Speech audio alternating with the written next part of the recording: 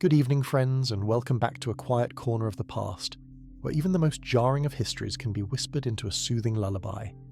Tonight we begin our gentle descent into something a little more visceral, a little more shadowed. We will explore the grimy, gaslit world of Victorian London, a city of grand ambition, yes, of industrial marvels, but also of soul-crushing poverty. This wasn't the London of the cosy armchair detective, or the gilded garden parties of Queen Victoria's court. No, this was the London of perpetual fog, of pervasive filth, and of foul, clinging smells. A place where simply surviving the day could feel like a small, hard-won miracle. So before you allow yourself to sink into your pillows, perhaps consider a gentle tap on that like button, or a quiet subscription, but only, of course, if these journeys into the past truly bring you a moment of calm. And if you feel so inclined, share in the comments softly now, from where in the world you're listening, and what time the shadows are gathering in your corner of the globe. It's always a quiet wonder to know who joins us on these journeys. Now, let the lights dim, allow a gentle hum of quiet in the background, perhaps a fan, or the soft, distant sound of a comforting rain. And let's drift, slowly, into tonight's unfolding tapestry of time.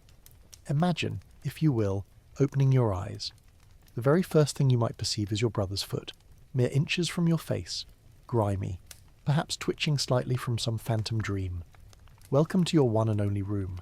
It's not a bedroom, not a living room, not a dining room. It is simply the room, and it is everything. You share this confined space with perhaps half a dozen other souls, sharing one bed, two chairs whose structural integrity is, to say the least, questionable, and a rat who has been around so long you might consider charging him rent for his enduring presence. There's no wallpaper, just patches of wall where something, long forgotten, used to be. The ceiling, if you look up, leaks when it rains, and even when it doesn't, it drips something you've wisely decided not to investigate. The fireplace offers no warmth. It's merely a decorative, soot-stained void. The very air is damp, clinging to your skin, and the floorboards creak with a sound that seems to whisper of your own mortality, a quiet warning with every shift of weight.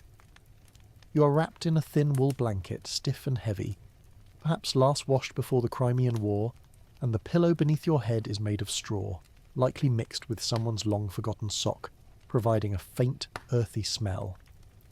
There is no plumbing here. That bucket in the corner, that single essential vessel, serves as the toilet, the bath, and, in moments of dire desperation, an emergency water source, depending on the time of day and the level of need. You've learned, by necessity, to breathe through your mouth in the mornings. It offers a small, fleeting reprieve from the lingering odours. There is one window, if it can truly be called that, so obscured by layers of soot and the ever-present fog that it mostly just admits the muffled symphony of the street, the clatter of cartwheels, the distant cries of shouting vendors, and the aggressive, rattling cough of someone 3 doors down. You try not to think about the fact that this window opens directly onto an alley where the butcher routinely dumps his offcuts, and your neighbour, with a curious logic, keeps his goat. Every morning begins with a family-wide shuffle, a quiet, almost ritualistic dance of movement. You learn to dress quickly, beneath your thin blanket, to avoid the biting cold that permeates the room. You swap spots around the single wash basin, like a grim game of musical chairs, a game with fewer prizes, and someone, inevitably, always knocks over the chamber pot, sending a wave of grim odour through the already heavy air, and yet somehow this small grimy room is still home. You know intimately which floorboard creaks with a particular lament, which corner perpetually drips, and which window pane rattles just moments before your neighbour yells about his stolen boots. You know the unique smell, the fine layer of dust that coats everything, and, in a strange, quiet way, the sense of belonging that settles despite the hardship. But make no mistake, this room is not comfortable. It isn't charming. It is a place that prepares you for the unforgiving day outside by making you suffer a little, just enough, before you even leave its damp embrace. And trust me, as you're drifting off, the streets will not be kinder. You stumble out the front door, still blinking the heavy sleep from your eyes, clutching a half crust of stale bread, and immediately you walk face first into a wall of choking fog. But this, you realise, is not the romantic, softly candlelit haze that poets write about in their distant, cleaner studies. No, this is London's infamous pea super. It feels like trying to breathe through a cold, damp, stuffed sock. The sky above is grey, the street beneath your worn boots is grey, and the very air itself is a thick, impenetrable grey. You can barely see the end of your own arm, and you're pretty sure that indistinct shape ahead is a lamppost, but it could, with equal certainty, be a horse. The distinction in this opacity is rarely clear. This fog, you slowly learn, isn't just weather.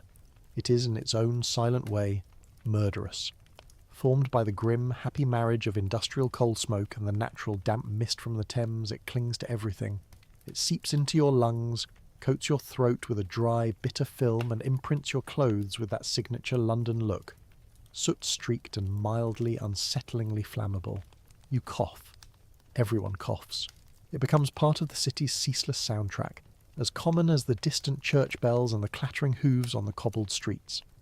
Children hack like lifelong smokers, their small bodies racked by the effort. Old men cough so hard they seem to rattle the very windows of the tenements. And doctors, well, they recommend moving to the countryside, which is, of course, excellent advice if you happen to own land and possess lungs unburdened by this perpetual grime. The smell of this fog is a complex bouquet, an olfactory symphony of urban misery. The acrid tang of chimney soot, the cloying vapour of sewage, the sharp ammonia of horse manure, and perhaps, just perhaps, the lingering essence of last night's overcooked cabbage. If perfume makers dared to bottle this, it would surely be called Ode to Urban Misery. And it infiltrates everything. Your hair, your meagre crust of bread, even that one nice shirt you reserve for funerals and rare job interviews, all are stained with the persistent, almost metallic scent of progress. The worst part, no one is surprised. People simply go about their day, literally blindly navigating the unseen world. Street lamps, lit all day long, offer little solace, their faint glow swallowed by the oppressive density. You hear someone trip in the unseen alley next to you, and another swears their umbrella vanishes into the mist like a ghost ship. At night it thickens even further, curling through door cracks, blanketing the tenements. And if you don't keep a candle lit, its feeble glow the only anchor in the void, you might walk straight into the cold, dead fireplace.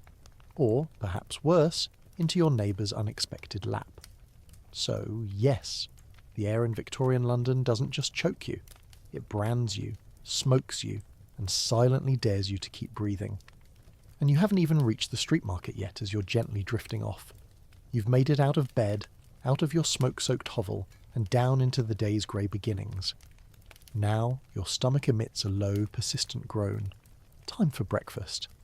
Except breakfast in Victorian London is less of a meal and more of a ritual in lowered expectations.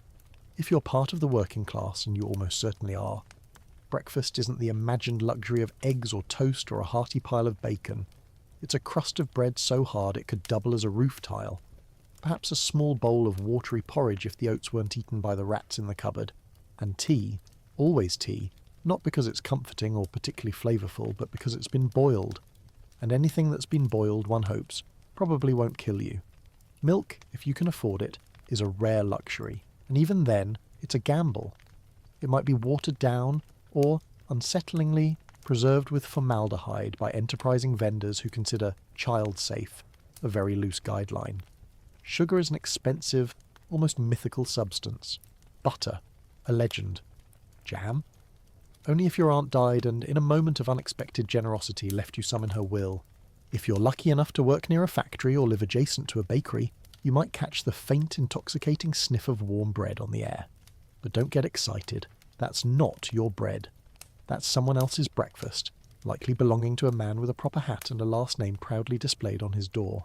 And if you're really down on your luck, an orphan, an out-of-work widow, or simply someone who lost their job to the inexorable march of a machine, you might find yourself queuing at a workhouse, a grim institution offering a ladle of greyish gruel. It's warm. It's edible.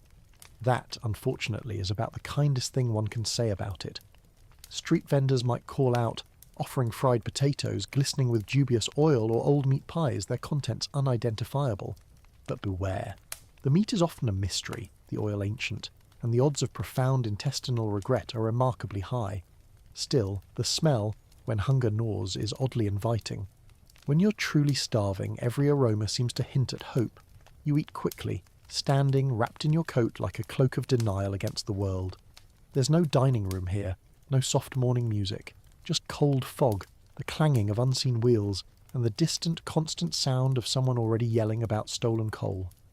And now, bellies only half full and spirits not at all, it's time to step into the real monster. The streets of London. Welcome, weary traveller, to the streets of Victorian London. A sprawling, chaotic organism pulsing with smoke, mud, and endless misery. Every step you take here is a calculated risk, a gamble against the unseen. And the street itself, indifferent, doesn't care if you're late for your meagre work or simply trying to cross the road without being trampled to death. First things first, there are rarely proper sidewalks here. Or if they exist, they are so narrow, so cracked, and so impossibly crowded that using them is a polite suggestion, not a safety guarantee. The main road is a mucky, swirling battlefield of hoofbeats, wagon wheels, and ankle-deep sludge. Horse-drawn carts barrel past at terrifying speeds, their drivers often heedless. Carriages clip corners with a jarring suddenness. One false move, one moment of distraction, and you might find yourself face down in a puddle that smells distinctly like something died in it, because something, in all likelihood, probably did. Now, as you're easing into sleep, be mindful of the gutters. They don't run discreetly at the side. They often run down the very middle of the street, carrying all the city's discarded glory. Rotting vegetables, the unfortunate carcasses of dead rats, fine layers of coal ash, the noxious contents of chamber pots, dumped with a casual disregard from upstairs windows, and the occasional solitary shoe, foot optional. Crossing them without slipping requires an almost Olympic level of balance, or perhaps a very long stick and a complete abandonment of dignity. But it's not just the treacherous terrain that's out to get you, it's the people too. You've got street urchins darting around like caffeinated squirrels, pickpockets brushing against your coat with what seems like accidental grace, and vendors yelling about eels or kippers or something vaguely suspiciously called meat. Everyone, it seems, is yelling all the time about everything. There are also the coppers, the policemen trying to look important while usually ignoring the majority of what's happening around them. If someone gets stabbed, they'll eventually wander over, assuming their shift hasn't just ended, or they haven't already been persuaded to look the other way. The air, still thick and heavy with smog, is now flavoured with the rich tang of horse manure and the acrid sweetness of pipe smoke, and in the distant muffled air you might hear the bells of St. Paul's. Or perhaps that's just your ears ringing after someone shouted directly in your face about chimney soot. Oh, and if it rains, which it does, often and without warning, the streets transform into swirling muddy rivers of filth. No one offers an umbrella. No one even looks remotely surprised. You simply pull your thin coat tighter and trudge through it, hoping your worn boots don't dissolve into the grimy depths. And this, remember, is just your commute. Survive the streets, and you might live to find a job, or at least something that pays enough to keep a crust of bread on the table and the ever-present rats off your toes. You've navigated the sewers masquerading as streets, dodged horses and hooligans, and now, as you lie here, listening, it's time to imagine making your living, if the city allows it. In Victorian London, a job isn't a title. It's a test of endurance, a way to slowly fall apart while clinging to the fragile illusion of stability. If you're a man, you might be lucky enough to land work in a factory, 12 to 16 hours a day, 6 days a week, for wages that wouldn't even feed a well-behaved cat. The noise is deafening, a relentless clanging symphony of metal and steam. The air is thick with soot, sharp metal shavings, and the quiet despair of 1,000 broken dreams. If you lose a finger in the machine, don't worry. There are 20 children lined up behind you, ready to take your spot. Don't fancy machinery. Try bricklaying, or the crushing labour of hauling coal, or working in the docks where your back will give out by 30 and your teeth will fall out by 40 if you even live that long. For women, the choices are often even more stark. You're scrubbing floors from dawn till dusk, washing other people's laundry until your hands are raw and dissolving, or sewing buttons until you forget what daylight truly looks like, all for pennies. And when those options run out, there's always the street. No sick leave, no safety, and certainly no sympathy. Perhaps you're a chimney sweep, a mudlark digging through the Thames at low tide searching for scraps of rope, stray nails or bones to sell. The smell is free. The dysentery, often, is also included. Or perhaps you've landed in a workhouse, that magical institution where the destitute are supposedly helped by being worked to the bone in exchange for food so bland it feels like a punishment. You're not here to thrive, you're here to not die too loudly. Jobs come and go like the fickle London fog. Illness doesn't. An injury means starvation. There's no workers' comp, no health insurance, and certainly no HR department to complain to. Just a foreman yelling at you to lift faster, breathe quieter, and for heaven's sake stop bleeding on the equipment. And heaven forbid you complain. There's always someone more desperate behind you, willing to work for even less. Competition is fierce, and compassion, as you're slowly sinking into sleep, is scarce. So yes, you're employed, but don't get too excited. In Victorian London, a job doesn't pull you out of poverty. It just gives you something to do while you're deeply immersed in it. In Victorian London, childhood isn't a time of cherished innocence. It's a short, brutal window before your back gives out and your young lungs fill with soot. If you're small enough to fit inside a chimney, congratulations. You are considered employable. Forget toys and bedtime stories. By the time you're 5, you're often already working. 6, if your parents are unusually merciful. School is a distant, unreachable luxury. Work is your future and your present. You might be a chimney sweep crawling through narrow flues, scraping out soot while praying you don't get stuck, suffocated by the dark. If you scream, they might poke you with a stick from below. If you stop moving, they'll assume the worst and simply keep going. Or perhaps you're a match girl dipping wooden sticks into white phosphorus, a substance that poisons your jawbone until it glows eerily in the dark, and eventually quite literally falls off. The pay? A few pence. The hazard? Bone death. A charming trade-off indeed. Some children are mudlarks, scavenging through the toxic sludge of the Thames at low tide, looking for nails, a piece of rope, anything remotely sellable. You emerge soaked, freezing, and likely infected with something Victorian science hasn't even named yet. Others hawk newspapers on the street, their small voices shrill against the din, or shout about roasted chestnuts they can't afford to taste, or run messages for pennies, darting through the perilous traffic. You run fast, dodge carts and horses, and hope today isn't the day you're trampled by a horse or beaten for looking the wrong way at the wrong man. Factory work. That's often the dream. It's indoors. It offers steady, though meagre, hours. Just ignore the amputations. Children are often made to clean under whirring machines, sometimes while they're still running. You learn fast, or you lose a hand. No safety gear, no days off, no sympathy, just sweat, relentless noise, and an ever-present adult barking orders. And if you're an orphan, the world truly owes you nothing. The workhouses, the street, or worse, are your only options.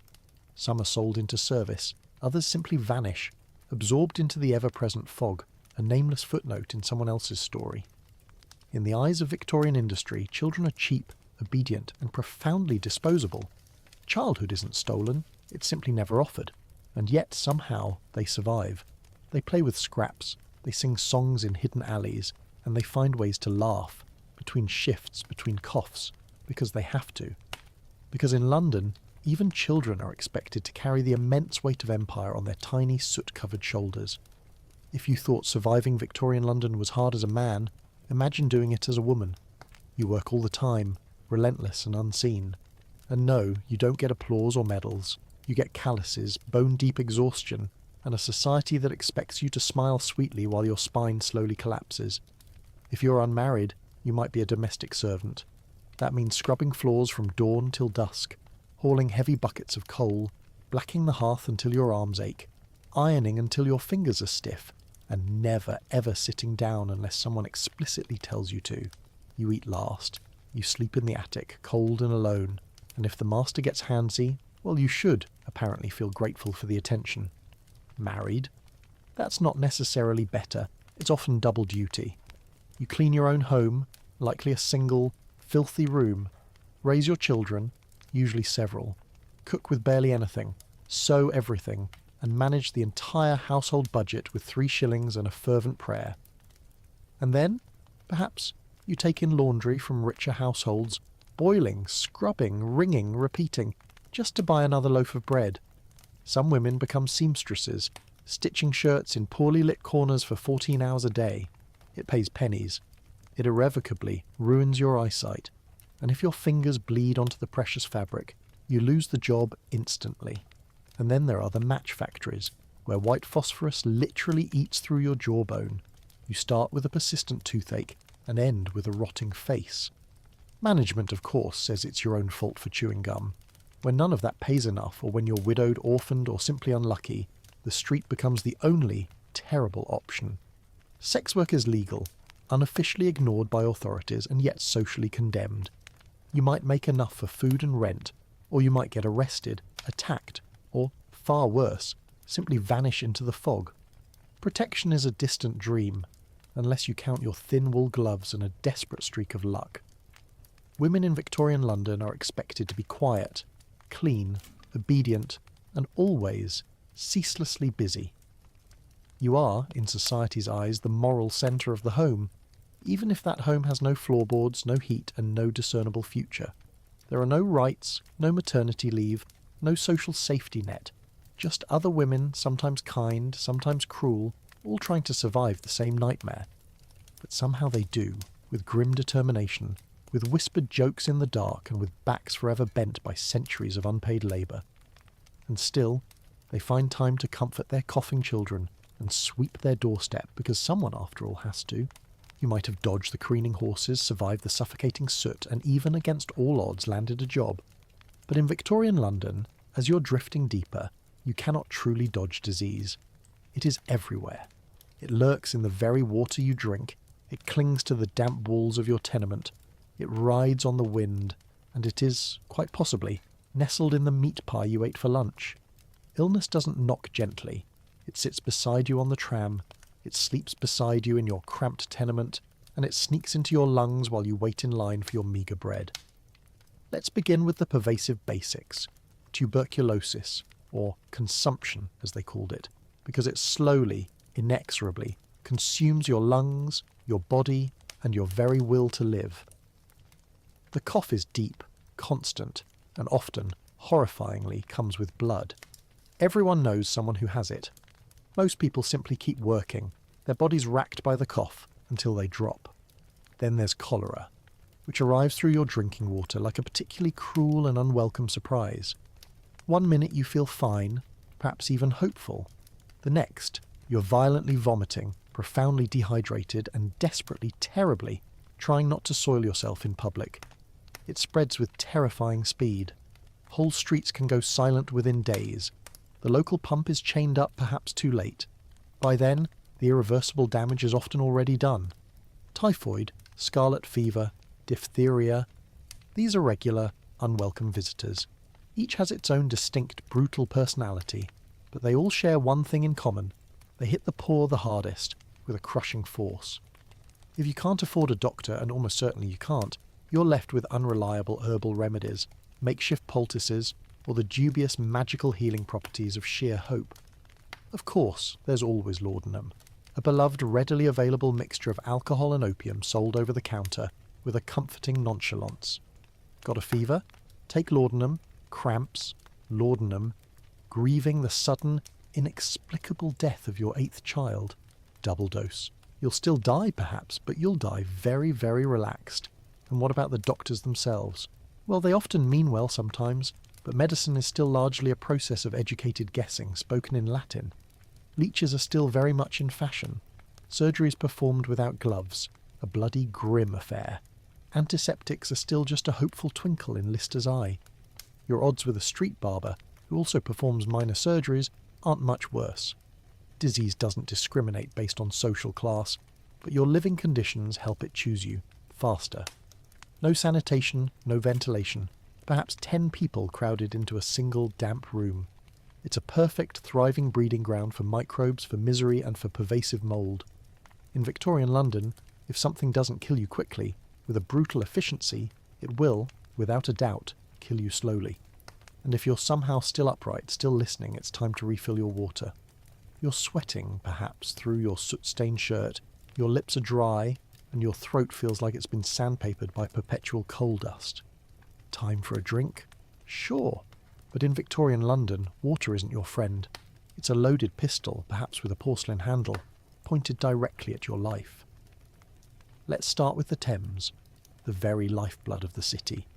It is also, simultaneously, the public toilet, the vast industrial dump, the animal graveyard, and, just for good measure, the city's main source of drinking water.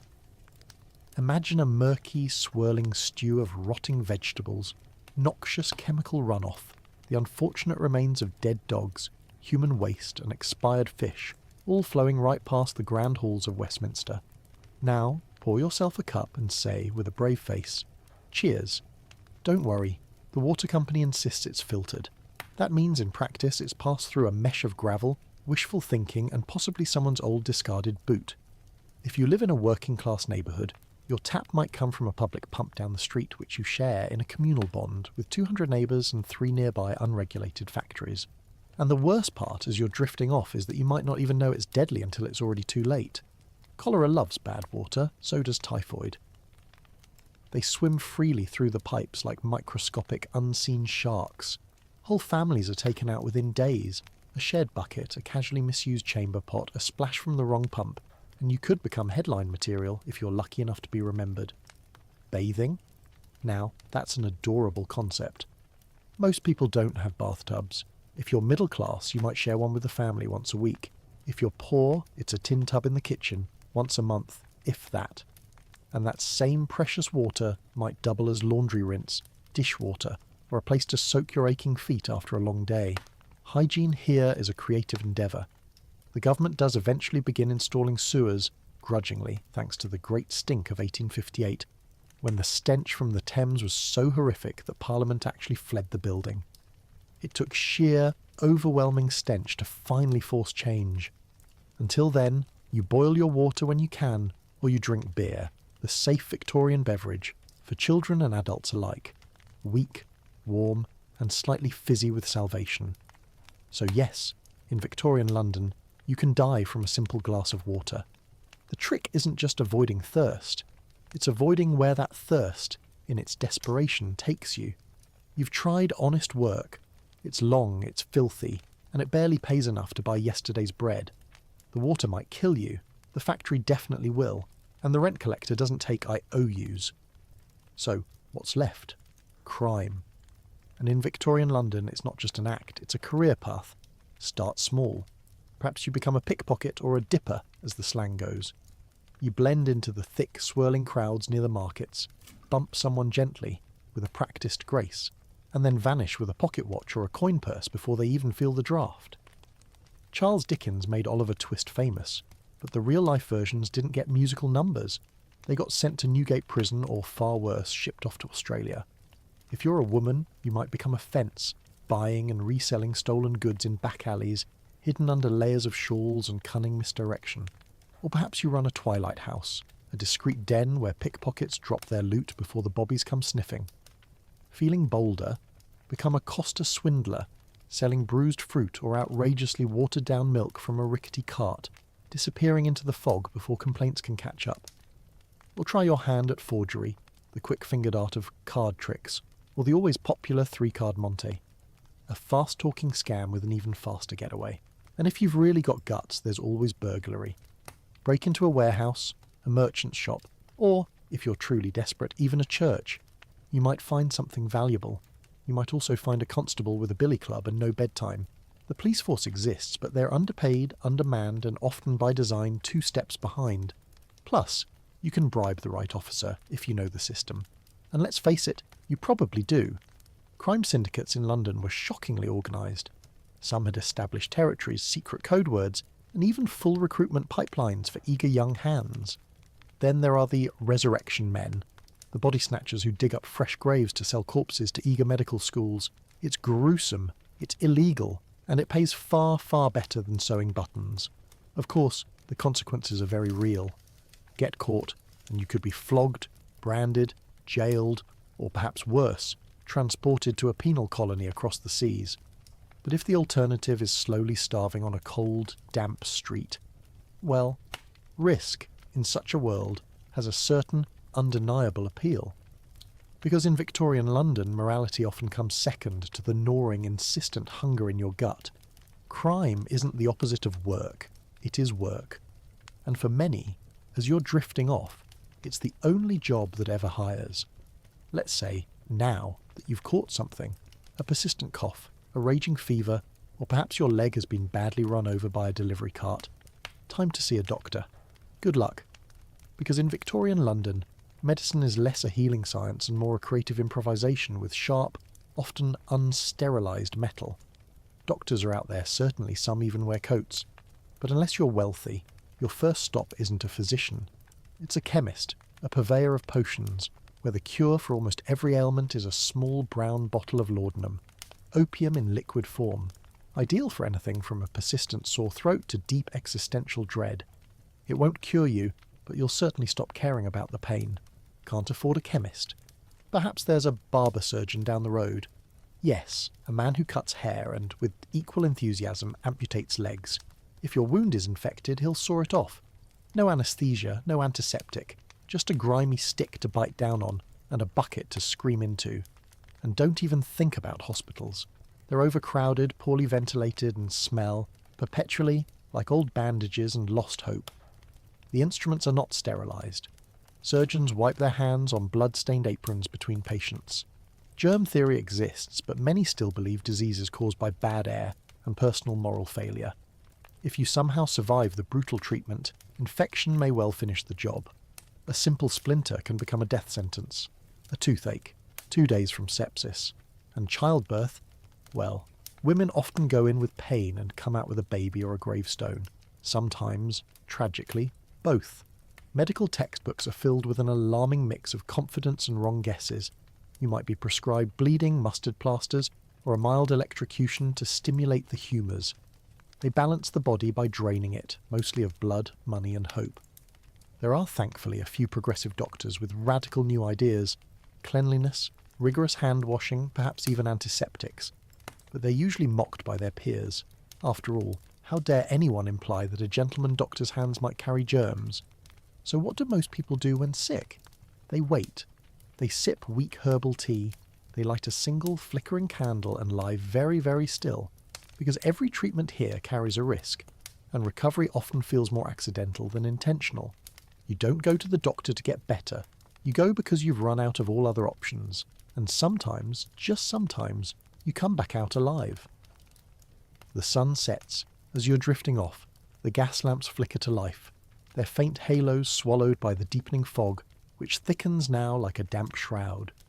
You might think the city calms down at night, but this is Victorian London. When the light fades, the real dangers, the true shadows, come out. Forget cosy firesides and quiet domestic evenings. The streets now belong to the darkness, and they are far from empty. The gaslight barely cuts through the mist. Everything is a distorted silhouette. A hunched figure in the alley, a cloaked shape lurking behind a lamppost, footsteps that echo one beat too many. If you're out alone, you're either desperately lost, or you've utterly run out of better options. The police patrol in pairs, swinging their truncheons and attempting to look menacing. But even the constables know certain alleys, certain districts are best left alone. Criminals, sharp-eyed and quicker, own the night. Most wear shoes softer than a copper's boots. Robbers, cutthroats, and nimble pickpockets thrive after dark. And if your route takes you through Whitechapel or Limehouse, you hold your breath. You walk faster, and you pray. Not because of ghosts, though the fog does play its chilling tricks, but because someone might be watching, and in 1888 he might indeed have a knife. If you're a woman, the danger triples. Men leer from dark corners. Offers are whispered, then muttered, then sometimes not even whispered at all. Some follow.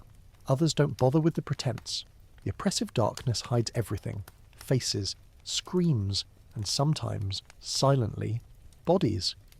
Even if you manage to stay indoors, you're not always safe. Tenement buildings creak and groan with the weight of too many lives. Rats scratch relentlessly behind the thin walls. Arguments erupt 2 floors down and end with the shattering sound of glass or the dull thud of breaking bones. Sometimes someone vanishes, and no one in the silence asks why. And let's not forget the fires. Chimneys spark. Overworked stoves tip over. A carelessly knocked over oil lamp ignites a sleeping mat. There are no smoke alarms here. No fire brigade that arrives in minutes or even hours. Just neighbours shouting, desperately throwing buckets of water into a blaze they cannot possibly control. If you must venture out, you carry a candle or a lantern, and you hope the flame doesn't blow out in the constant wind, or worse, draw unwelcome attention. Because in Victorian London, night isn't rest, it's relentless risk. The poor don't sleep peacefully. They sleep light, one eye open, one ear tuned to the creak of unseen stairs and the hope of morning. And for many, morning is just something to survive to. The morning arrives, or at least you assume it does, because in Victorian London light isn't so much seen as guessed at through the thick, suffocating smog. It rolls in like a living, viscous thing, a grey, greasy mist made of coal smoke, natural fog, chimney ash, and the weary sighs of 1,000 overworked boilers. It wraps around buildings, slinks into every crack and crevice, and settles in your lungs like a squatter who utterly refuses to leave. You cough again. You never really stopped. The smog irritates your throat, clings to your skin with a fine, gritty film, and makes your eyelashes feel strangely sticky. Everyone coughs. It's part of the daily soundtrack, along with the distant church bells, the clip-clop of hooves, and someone somewhere yelling about turnips. You wipe the windows of your small room. The cloth comes away black. You wash your hands. The water turns grey with the effort. Your clothes, no matter how often they're scrubbed, always smell faintly of smoke and a lingering quiet despair. Even your curtains are stained with soot. They hang heavy and stiff like they've seen too much. You think about opening the window for a breath of fresh air. Then you remember what's outside. More smoke, more filth, and the acrid smell of a dozen chimney fires fighting for dominance. The worst of it, as you're drifting, is that this is normal. Londoners live in a permanent twilight. The sun is a distant rumour. People squint to read. Children grow pale, their skin unnaturally white. Plants on windowsills simply die of asphyxiation. And don't even think about drying laundry outside, unless you genuinely enjoy wearing soot-stained shirts with a faint metallic hint of arsenic. During the infamous Great Smogs, the very air became so dense that you literally couldn't see your own feet. People got lost walking home, only a few blocks away. Omnibuses crashed into unseen obstacles, boats collided on the Thames in the opaque soup. In 1873, one particular fog lasted for 5 straight unbroken days and left over 270 people dead. The city, in its grim resilience, barely noticed. The poor, of course, got it worse. Their fires burned cheap, dirty coal. Their walls were thin, offering no respite. Their lungs, already weakened, were assaulted anew. Children wheezed through winter like old ailing dogs. If you reach adulthood without chronic bronchitis, consumption, or mysterious blackened phlegm, you're a quiet, astounding miracle. And yet, you go on. You light the stove, you step outside, you pretend not to taste the air, because in Victorian London the smog never truly ends. It just waits for you, patiently, persistently. You'd be forgiven for thinking Victorian London was all soot, sickness and screaming, and mostly you'd be right. But even in the dirtiest corners, under the immense weight of poverty and the constant suffocating fog, something profoundly human still flickers. Because kindness, oddly enough, survives here too, though you often have to squint through the gloom to see it. You might spot it in the shared loaf of bread, passed quietly between neighbours when one family runs out before payday, or in the woman who, without a word, gives her last halfpenny to a barefoot child with bleeding feet, her small gesture disappearing into the vastness of the city. There's no reward, no applause, just a quiet nod, and maybe a rare, precious smile. Even in the darkest places, the grimy tenements, the forgotten alleys, the stark workhouses, people look out for each other. Not always, not perfectly, but often enough to quietly prove that the city, in all its brutality, hasn't broken them completely. A mother shares her hot brick on a freezing night, its warmth a small, fleeting comfort. A seasoned chimney sweep helps a new boy, smaller and more afraid, not get stuck on his first terrifying climb. A dying man gives his worn boots to someone who still has the strength, the desperate need to work. These aren't grand, heroic gestures. They are small, quiet acts, almost unnoticeable, but they matter more than gold in a place where hope is a rigorously rationed luxury. The pubs help too. They're loud, often smelly, perpetually overcrowded and absolutely essential. It's where people gather to sing, to joke, to drink away their bruises and their sorrow. You might not afford meat, But you can share a laugh over watery ale. Even the street performers, the penny dreadful sellers, the blind fiddler at the corner, they all form a kind of patchwork comfort, small reminders that not everything in the city is out to hurt you. Kindness here isn't naive or sentimental, it's practical. It's born of shared suffering, a silent understanding. Because when the system forgets you, when the rich pretend you don't exist, your only safety net is each other. And so, despite everything, the filth, the fever, the relentless fog, people still love, still marry, still raise children, still hope. Because if you can find kindness in the gutter, a warm hand in the cold, a shared crust of bread, a half-hummed lullaby, then maybe, just maybe, the city hasn't won. Not yet. So, after these glimpses into the choking smog, the rats in the walls, the toxic water, and the toothless chemist prescribing opium for a broken leg, ask yourself honestly, as you're sinking deeper into your thoughts, would you survive Victorian London? Probably not. Let's be clear, this wasn't a city built for comfort. It was built on coal, on relentless sweat, and on the crushed spines of the working poor. Every single day was a battle against gnawing hunger, against insidious disease, against merciless landlords, shouting factory foremen, indifferent constables, and the constant creeping sense that the world had utterly forgotten you. Modern luxuries, soap, antibiotics, light switches, simply didn't exist. There were no social safety nets, no universal health care, no guaranteed days off. Just another fog-choked morning where your goal was profoundly simple. Don't die before supper. You'd miss things like flushing toilets, the refreshing taste of toothpaste, tap water that doesn't try to kill you. You'd wonder why everyone stares at you for brushing your teeth or asking about vegetables. You'd miss showers. Oh, you'd miss showers so much. And yet people did survive. Somehow they endured. Not because they were superhuman, but because they had no other choice. They formed unions, they raised families, they organised strikes, wrote novels, played music on street corners, and clung to hope like it was the last precious piece of bread in the pantry. They laughed. Yes, even in the fog. They found love in crowded slums, sang lullabies over screaming children, and danced in pubs after 16-hour shifts. They weren't just victims. They were tough, resilient, and painfully, profoundly human. You probably wouldn't last a day. And that's not an insult. It's a quiet, humbling reminder. The people who did, they carried the immense weight of an empire on their backs, often barefoot, often hungry, and almost always ignored. They built the very world we now comfortably complain about in heated rooms with clean, flowing drinking water. So maybe it's okay that we wouldn't make it, but let's at least remember them. Not as soot-covered statistics, but as people who survived the impossible every single day. As the grimy streets and echoing coughs of Victorian London begin to gently fade from your mind, allow your thoughts to drift further back, to a different kind of austerity, a different kind of strength, beneath the clear, harsh sun of ancient Greece.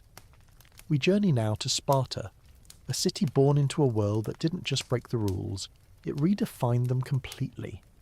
Sparta, unlike the rest of Greece, wasn't known for its golden temples or its philosophical debates.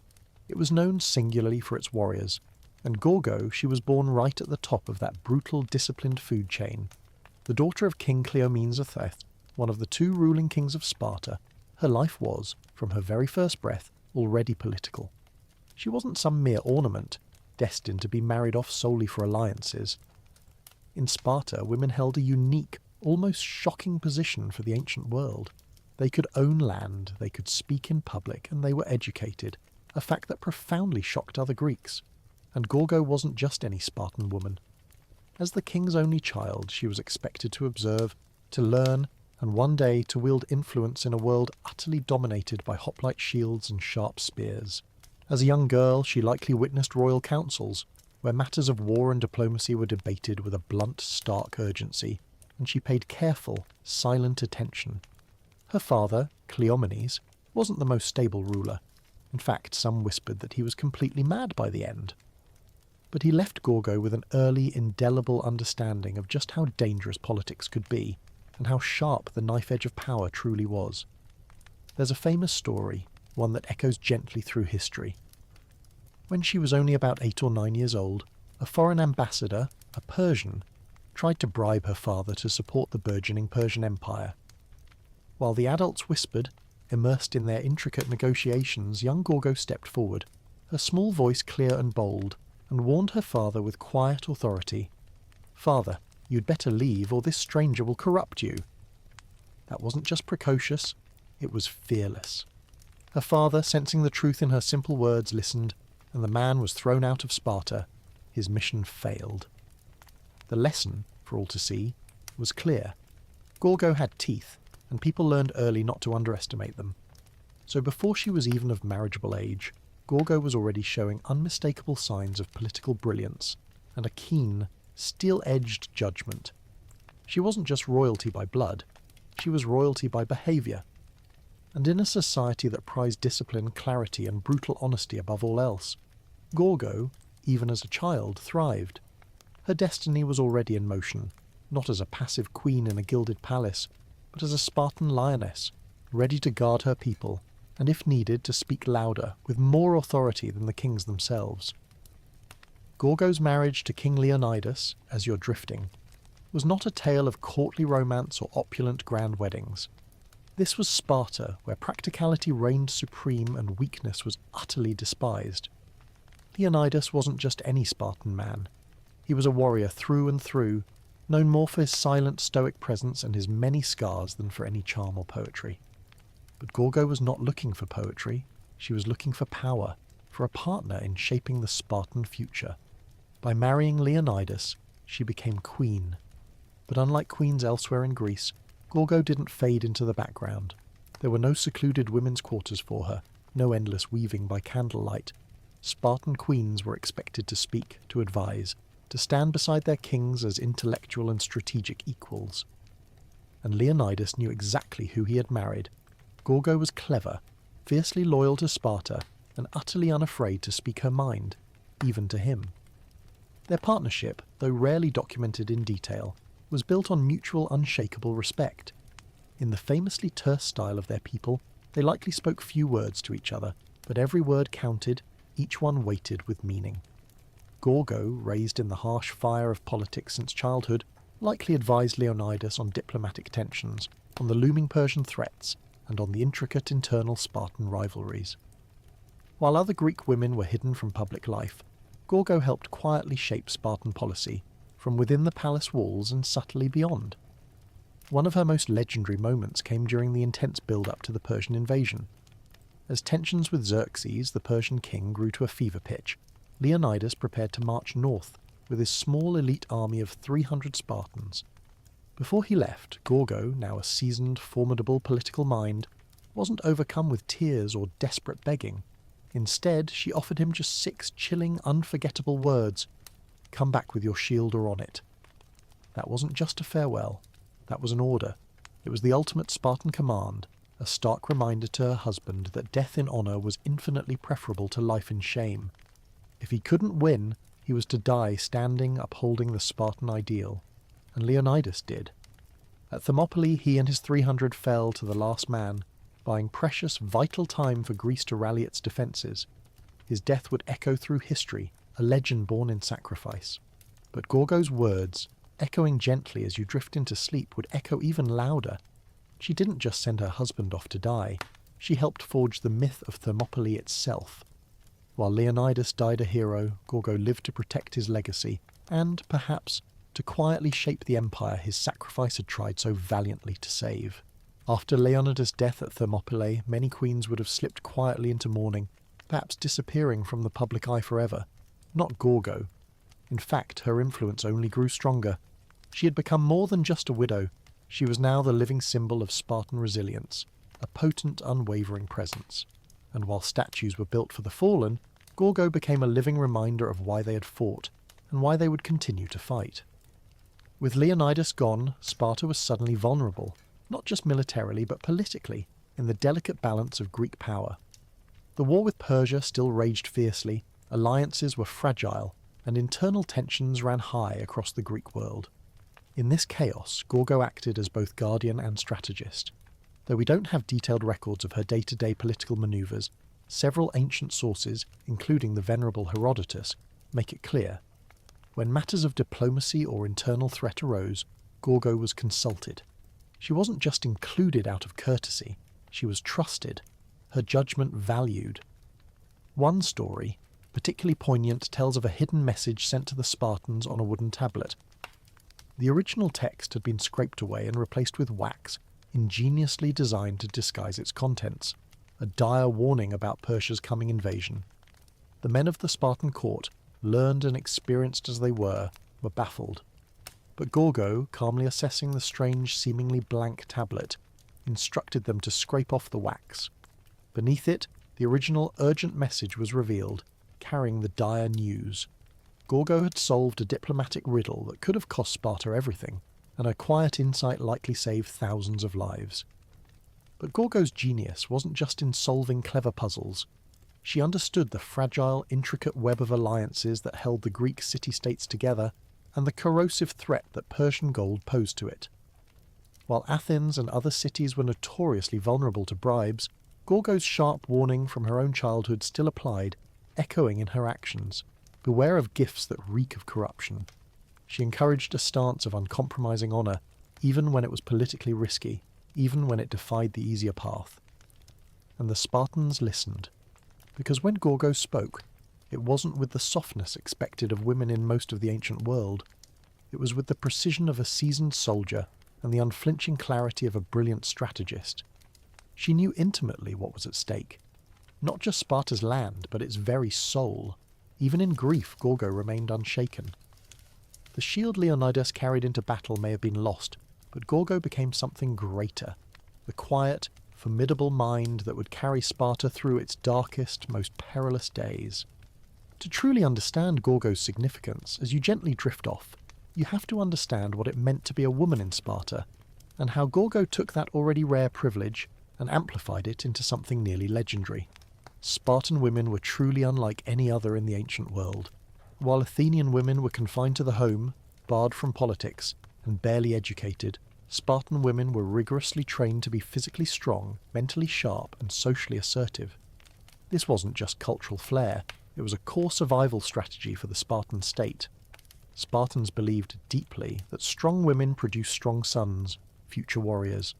So, girls ran, wrestled, and trained alongside boys in their youth, learning physical discipline and resilience. They were expected to be healthy, confident, and unafraid to speak blunt, uncomfortable truths. But Gorgo wasn't just one of many tough Spartan women. She was, quite simply, the finest example of what Spartan womanhood could be. She was known not just for her profound wisdom, but for her razor-sharp wit, a weapon she wielded with quiet precision. There's a famous anecdote where a foreign woman, observing the unique freedom of Spartan women, asked her, with a hint of condescension, "Why are you Spartan women the only ones who rule your men?" Gorgo didn't hesitate. She shot back with a calm, piercing gaze, "Because we are the only women who give birth to men." That line wasn't just clever, it was pure Sparta. It signalled a culture where female strength was seen as essential, not ornamental. In Gorgo's world, motherhood wasn't a passive role, it was a deeply political one.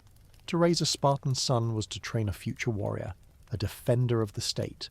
And for Gorgo, raising her own son, Pleistarchus, who would become king after Leonidas, was an act of profound devotion not just to family, but to the entire Spartan state. She likely oversaw his early education, surrounded him with the unwavering values of honour, sacrifice, and discipline, and instilled in him a love not for personal glory but for sacred duty. Yet Gorgo never flaunted her power. She didn't need to. Her voice carried immense weight precisely because she used it sparingly, and always with precision. She wasn't a ruler in name, but a formidable force in reality. While Sparta remained a dual monarchy led by men, Gorgo's presence ensured there was always a keen-eyed strategist watching from behind the throne, influencing, guiding. In many ways, she was the unspoken law of Sparta, upholding its ideals, gently pushing its leaders, and sharpening its very spine. Gorgo didn't just redefine what it meant to be a queen, she redefined profoundly what it meant to be a Spartan. The death of Leonidas at Thermopylae was a seismic moment, not just emotionally, but politically. He had become a martyr for all of Greece, a powerful symbol of resistance against Persian tyranny, But Sparta could not afford to weep for long.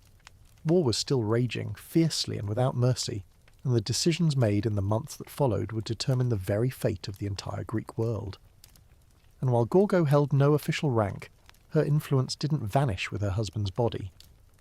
With her son, Pleistarchus, still a minor, a regency had to be established. While historical records don't list Gorgo as a formal regent, we can be quite sure she had a quiet, instrumental role in guiding his education and shaping the critical political decisions made in his name. This wasn't a time for grieving mothers in secluded chambers. This was a time for cold, hard calculation. The Persian threat was still looming, immense and terrifying, and Greece itself was deeply divided. Athens wanted to fight on the sea, Sparta on land. Unity was fragile, a delicate thread easily broken.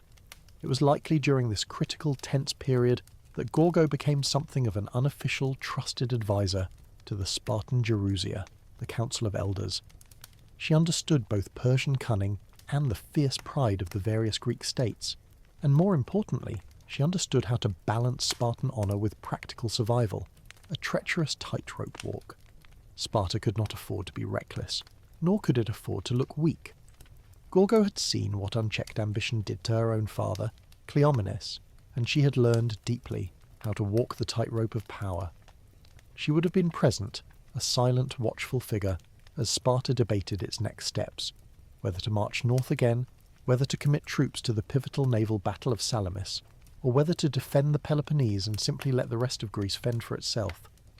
These were not easy decisions, and they were being made by men who had just lost their beloved king in a blaze of glory.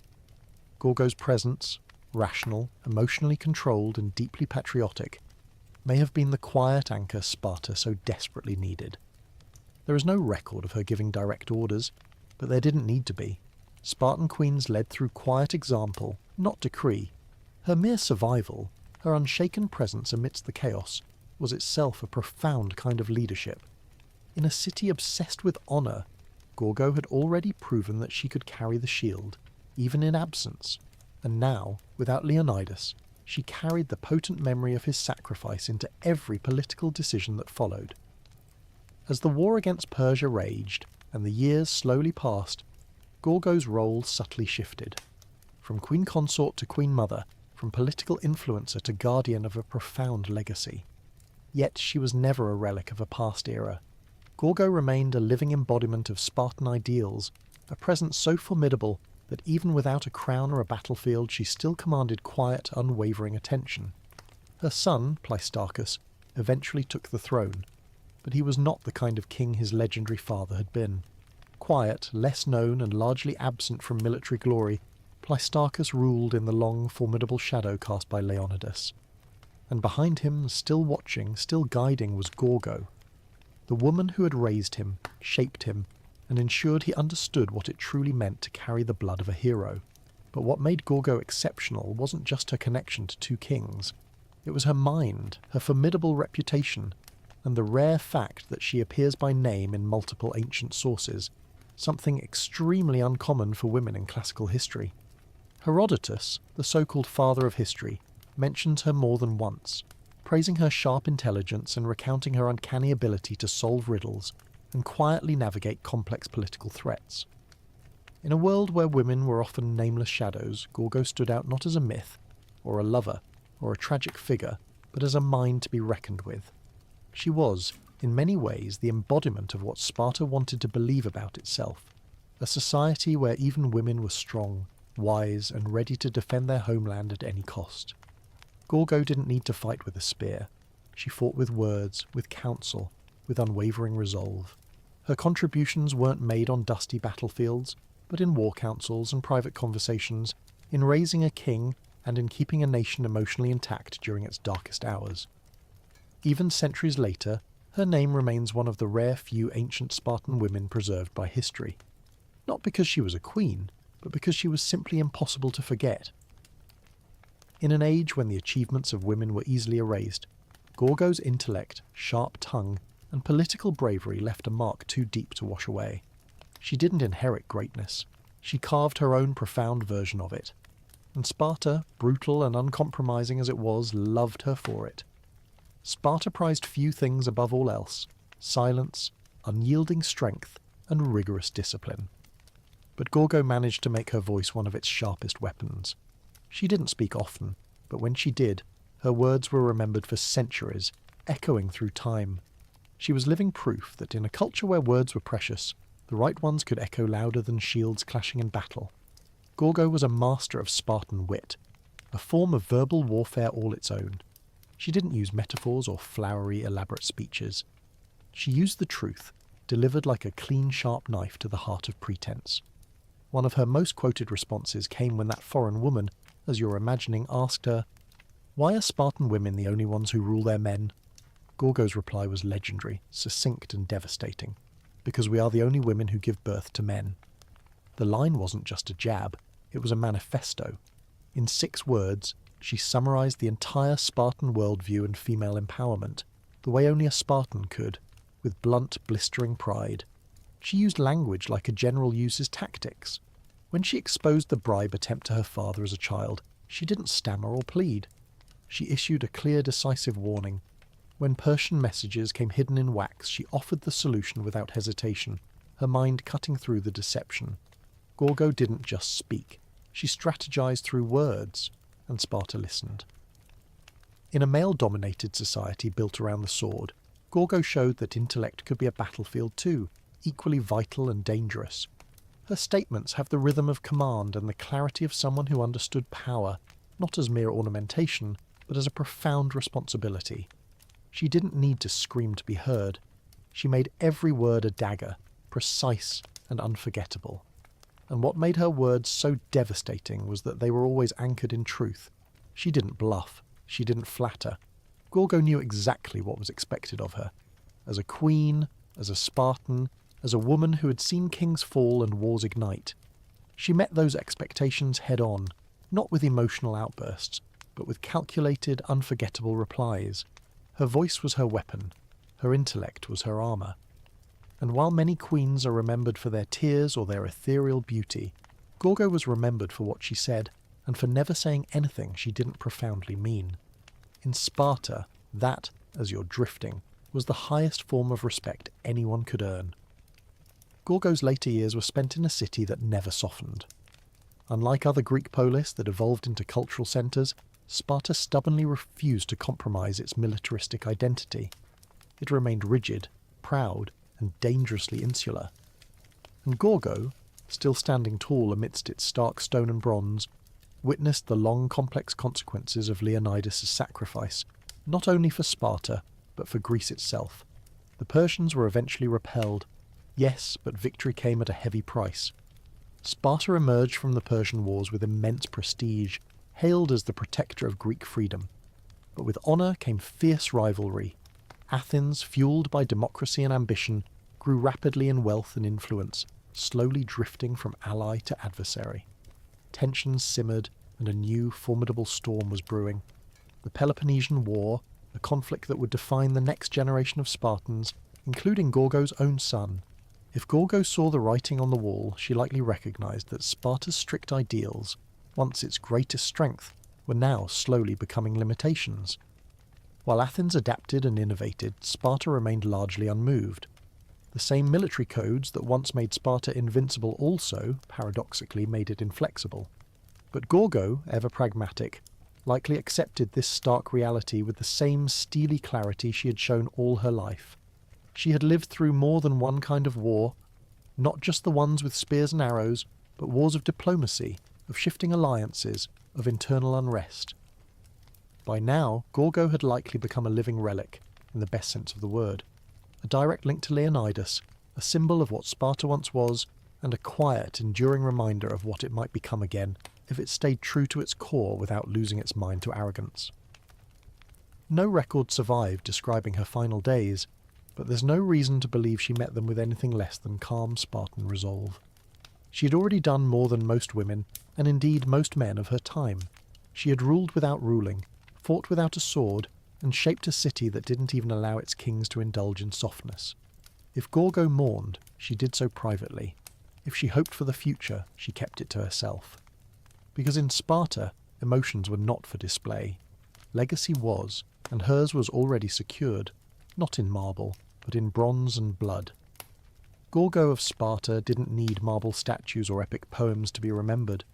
Her legacy was etched in something far stronger, the collective memory of a city built on discipline, honour and defiance. Unlike other queens whose stories were wrapped in tragedy or romance, Gorgo's tale is one of sharp intellect, profound political savvy, and an enduring quiet pride. She stood at the intersection of two of Sparta's greatest icons, daughter of King Cleomenes, wife of King Leonidas, and yet she was never overshadowed by either. She wasn't a footnote in their stories. She was a chapter, clear and distinct, all her own. Historians and scholars still marvel at how frequently her name appears in the writings of Herodotus, not as a passive royal, but as a decisive, influential figure. In a world that almost never recorded the names of women, Gorgo cut through the silence like a spear through a shield, her presence undeniable. What makes her legacy even more profound, as you're softly dreaming, is that she never held official power. She didn't command armies or physically sit on the throne. She advised, she warned, she solved. She raised a king, and through it all she embodied the terrifying dignity of Sparta itself, a city that chose death over disgrace, silence over boasting, and action over mere rhetoric. Her most quoted words, "Come back with your shield or on it," are more than a simple farewell. They are a philosophy, a distilled version of the entire Spartan code, and though they've been repeated, repainted, and even repurposed in modern times, they still carry the cold, clear fire of their original context. A queen sending her husband to his likely death, not with tears, but with an unwavering command to uphold honour. Today, Gorgo stands among the rare few ancient women who are remembered not because they were tragic or beautiful or scandalous, but because they were respected. She shattered expectations in a society already notorious for doing the same. Her intellect was so pronounced, her voice so respected, that she became woven into the very fabric of Sparta's identity. She may have lived over 2,000 years ago, but Gorgo remains a figure of profound relevance. For every woman underestimated, for every strategist who works behind the scenes, for every voice that refuses to whisper when it should speak clearly, she's a timeless reminder. Strength isn't always loud, and power doesn't always wear a crown. And as the whispers of Spartan strength and wisdom begin to recede, let your imagination drift gently eastward, across vast, silent lands, to a time and place where ambition took a different form, sculpted not in the disciplined human body, but in intricate stone rising from the silent desert. In the heart of Jordan's sun-bleached deserts, where the horizon seems to melt into the sky, and an almost sacred silence reigns over the endless sands, stand the haunting remains of a forgotten royal ambition. The desert castles. These enigmatic structures scattered across the desolate landscape seem almost like hallucinations. Grand facades rising abruptly out of the emptiness, complete with graceful domed roofs, exquisitely decorated arches, and faint ghostly traces of long-faded frescoes. They are beautiful, profoundly mysterious, and isolated, and for centuries they've quietly puzzled historians. Built during the Umayyad Caliphate in the 7th and 8th centuries, these castles weren't erected to repel armies or to defend vital trade routes, at least not primarily. They weren't fortresses in the traditional military sense. Instead, they were luxurious retreats, seasonal residences, pleasure palaces, and elaborate hunting lodges for the Umayyad elite. Kings, princes, and high-ranking officials used these secluded spaces as serene getaways from the relentless politics of Damascus, the bustling capital of the Islamic world at the time. And rather than hide from the harshness of the desert, they embraced it, transforming it into a stage for their power. But why, one might quietly wonder, build such lavish structures in such remote and unforgiving places? Part of the answer lies in the symbolism. The Umayyads were asserting control not just over the land, but over nature itself. By erecting these magnificent palaces in the very heart of the desert, they were sending a clear, undeniable message. Even in the harshest conditions, their power, their culture, and their sophistication would flourish, undeterred. These buildings were monuments to Umayyad authority, to their exquisite artistry, and to their unshakable confidence. There's also a practical layer. Many of the desert castles were strategically built near seasonal water sources or along ancient vital trade routes, allowing them to serve as comfortable way stations or administrative hubs for travellers and envoys. Yet, despite their utility, the sheer grandeur of the architecture and the richness of their decoration suggest something deeper. These were places of profound beauty and leisure. The walls once shimmered with vibrant frescoes depicting graceful animals, serene musicians, and even, surprisingly, Byzantine-style nudes, an unexpected sight in early Islamic art. There were stargazing chambers, elaborate bathhouses, and audience halls adorned with intricate carvings. Today, many of the desert castles lie in evocative ruins, partially buried by the very sand they once so defiantly defied. But even in their decay, they tell a story of a time when the desert was not a place to escape, but a place to transform, to sculpt, to command. In these silent stones, the Umayyads left behind more than mere architecture. They left an echo of empire, of ambition, and of oasis-born luxury whispering softly as you drift. To truly understand the desert castles of Jordan, we must, for a moment, step into the mindset of the Umayyads. This first great Islamic dynasty, rising from the sands of Arabia, came to rule an empire that stretched from distant Spain all the way to Central Asia. Their capital in Damascus pulsed with raw political power. But the Umayyads were still very much products of their tribal, nomadic roots. The desert wasn't something to be avoided, to be left behind. It was their origin story, the crucible that had shaped their ancestors. And so, instead of abandoning the wilderness, they brought civilization, in its most luxurious form, into it. The Umayyads were consolidating their rule in a rapidly expanding empire. They needed to display not just authority, but also legitimacy, a sense of divine right. What better way to impress local tribes and awe foreign envoys than with palatial retreats built, seemingly miraculously, in the middle of nowhere, yet adorned with cosmopolitan flair and imperial elegance? These desert estates served as venues for diplomacy, for grand hunting expeditions, and for elite gatherings, far from the watchful eyes and the constant suffocating political intrigue of Damascus. But these weren't crude hunting lodges. They were sophisticated, often blending Roman, Byzantine and Persian architectural influences, a testament to their broad embrace of cultures. The Umayyads had inherited the vast architectural vocabulary of the lands they conquered, and they weren't afraid to mix styles with a bold hand. Some of the castles featured exquisite mosaics of grapevines, fountains framed with elegant Corinthian columns, and frescoes filled with mythical creatures and celestial beings. This eclectic blend of east and west sent a clear, powerful message. The Umayyads were not just desert warlords, they were heirs to a broader, multi-civilizational legacy. In places like Qasr al-Mashata, even today you can still see intricate stonework adorning the outer walls, with floral and geometric designs that suggest a beautiful fusion of Islamic restraint and Greco-Roman exuberance. At Qusayr Amra, frescoes depict intimate bathing scenes, musicians strumming lutes, and even a remarkable painting of the Six Kings, an image showing rulers from Byzantium, Persia and Ethiopia seemingly paying tribute to the Umayyads. It was visual propaganda, carved in pigment and plaster, asserting their universal dominion. These castles weren't just about comfort, they were about image. The Umayyads understood that power needed a stage, a grand setting. In these desert theatres, far from the noise of the capital, they performed dominance, luxury and cultural sophistication. They used the vast emptiness of the desert like an enormous canvas, and on it they painted a vision of empire that was both ancient and utterly new. Among all the desert castles, none captivates the imagination quite like Qusayr Amra, as you're drifting off.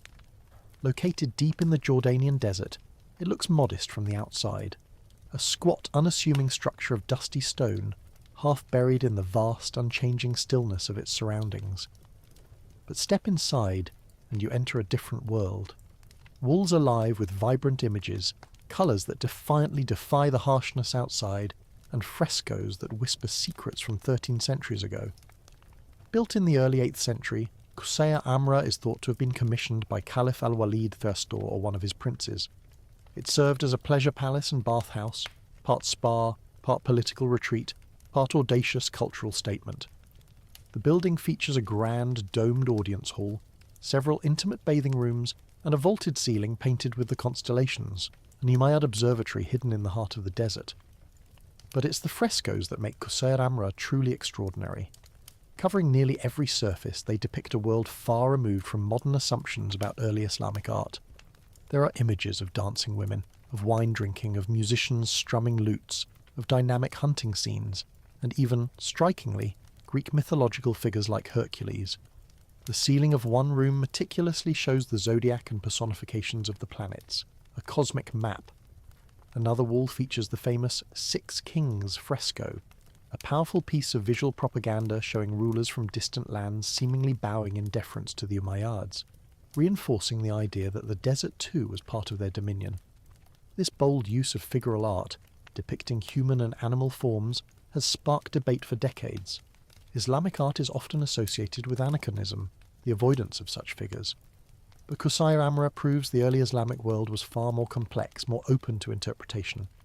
The Umayyads weren't just building religious spaces, they were creating secular ones where luxury, astronomy and power could mingle in a vibrant visual celebration.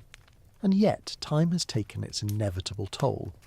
Many frescoes are faded, their colours dulled by centuries of relentless wind and heat. But restoration efforts have helped preserve their haunting beauty. Today, Qusayr Amra is a UNESCO World Heritage Site, a rare, intimate glimpse into the Umayyads' private, hedonistic, and politically charged vision of rulership. In the middle of a dry, empty plain, Qusayr Amra still whispers of courtly songs, of hot baths, and of starry ceilings, a desert dream painted in defiance of time itself. Qasr al-Harana rises like a mirage from the desert plains east of Amman, a massive, symmetrical box of pale limestone and precise angles. From a distance, it looks like a military stronghold. Thick, unyielding walls, narrow slits resembling arrow loops, and no visible entrance from three of its sides. But here's the quiet twist.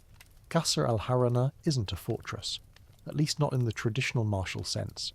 Its secrets lie not in warfare, but in its puzzling design and uncertain purpose.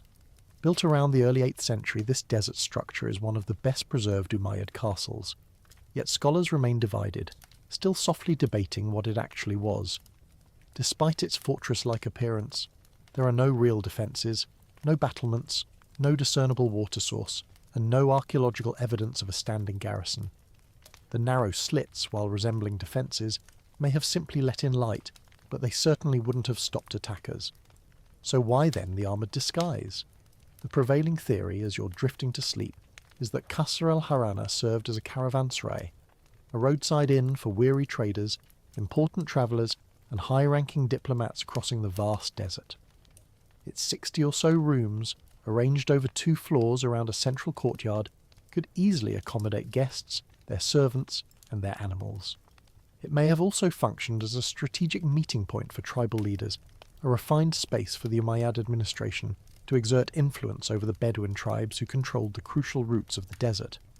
Inside, the structure reveals more subtle sophistication.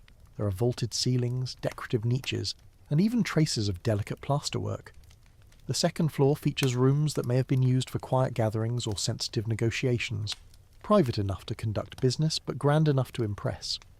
Some of the ancient graffiti etched into the walls suggest literate guests from diverse regions, offering tantalizing clues to its wide, varied usage. Qasr al-Harana feels like a riddle built to look like a fortress, but behaving like a salon. Its very ambiguity may have been intentional. In a time of expanding borders and political uncertainty, appearances mattered profoundly. The structure signalled strength, stability, and generous hospitality all at once. Today, visitors can walk through its echoing corridors, peer out through the narrow, high windows, and imagine what deals, what arguments, and what alliances once echoed within its silent, sun-drenched walls. It is a castle of shadows and subtlety, more diplomatic chessboard than battlefield. In the emptiness of the Jordanian desert, Qasr al-Harana stands not as a monument to war, but as a silent stage for politics and pageantry. Qasr al-Mashata may be a ruin today, its grand vision incomplete, but even in its fragmented state, it dazzles with a quiet, undeniable ambition. Located just south of Amman, this Umayyad palace was never fully completed, its construction abruptly halted. Yet its unfinished bones still whisper eloquently of imperial dreams.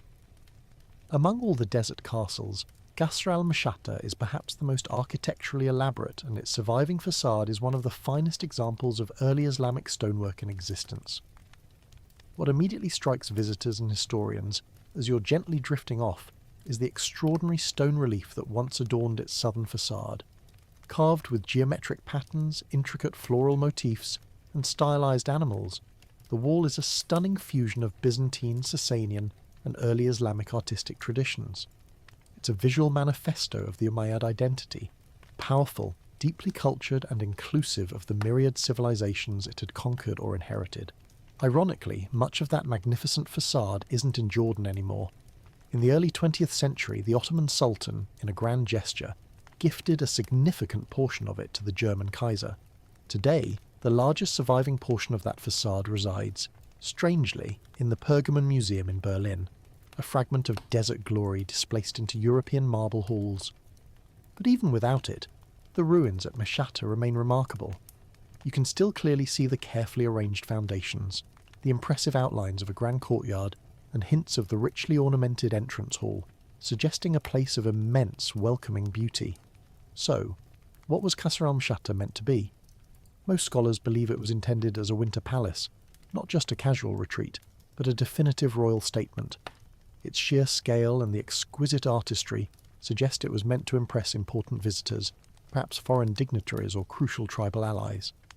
The palace would have featured grand audience halls, private quarters, serene courtyards, and even a mosque, all part of a self-contained oasis of power and luxury in the desert. But then, for reasons still debated, construction abruptly stopped. Some say the death of Caliph al-Walid II, who commissioned it, led to its abandonment. Others point to structural issues or shifting political priorities within the caliphate. Whatever the reason, Mashata was left incomplete, its grand vision frozen mid-dream, and yet the ruin still commands immense respect. Even unfinished, Qasr al-Mashata tells a clear, poignant story. The Umayyads were not just warriors or rulers, they were builders of culture, masters of design, and visionaries who dared to bring luxury into the most desolate of landscapes. Mashata may have fallen silent, but its carved stones still speak the language of the empire, bold, intricate, and enduring. It might seem strange at first as you're drifting off to imagine elaborate bathhouses in the middle of the desert.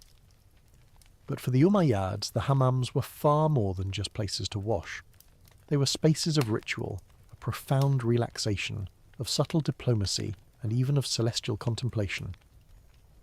Scattered throughout the desert castles of Jordan, these bath complexes stand as quiet testaments to how the Umayyads brought civilization and comfort into one of Earth's most unforgiving environments. Take Qusayr Amra, for example.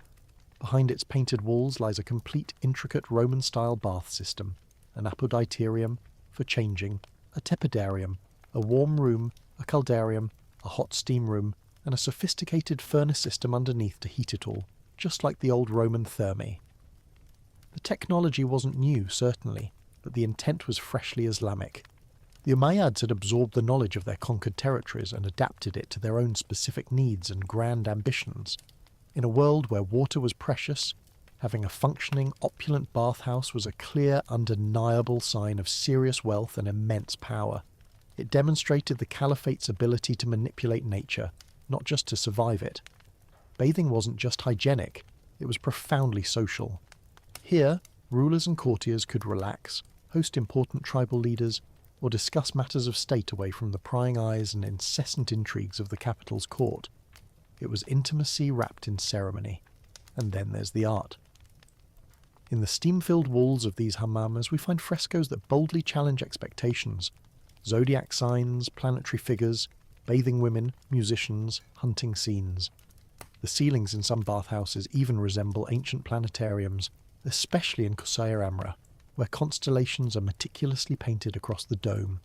It's as if the act of bathing itself was elevated into a cosmic experience, linking the physical cleansing of the body with the spiritual vastness of the heavens above. This embrace of luxury wasn't simply decadence, it was calculated. The Umayyads weren't Puritans. They believed that showcasing their refinement was a crucial way to legitimize their power, and in the desert, where luxury was a rare and precious commodity, a steaming bath was as much a political statement as a grand military parade. These hammams, tucked inside lonely palaces, offered not just water, but culture. Places where sand gave way to steam, and where the stars above were mirrored in painted ceilings below. They remind us that even in exile from the capital, the Umayyads lived not with austerity, but with elegance and a profound, quiet intention. One of the most mesmerising and often overlooked aspects of Jordan's desert castles, as you're gently drifting off, is how many of them seem designed not just for comfort or politics, but for the stars. In a time before telescopes and sophisticated apps, the night sky was both map and mystery. The Umayyads, inheritors of Greco-Roman science and Persian cosmology, looked to the heavens with both spiritual reverence and intellectual curiosity. And they brought that profound fascination into the very architecture of their desert retreats.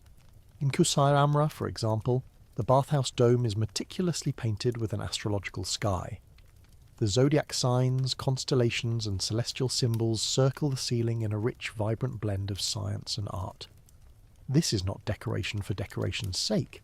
It reflects a deep, underlying understanding of astronomy, likely inherited from the diligent scholars and scribes of the Byzantine and Persian empires, whose knowledge they readily absorbed. The Umayyads weren't just warriors, they were cultural sponges, absorbing the best of what the ancient world had to offer. The presence of these celestial themes may have had multiple layers of meaning.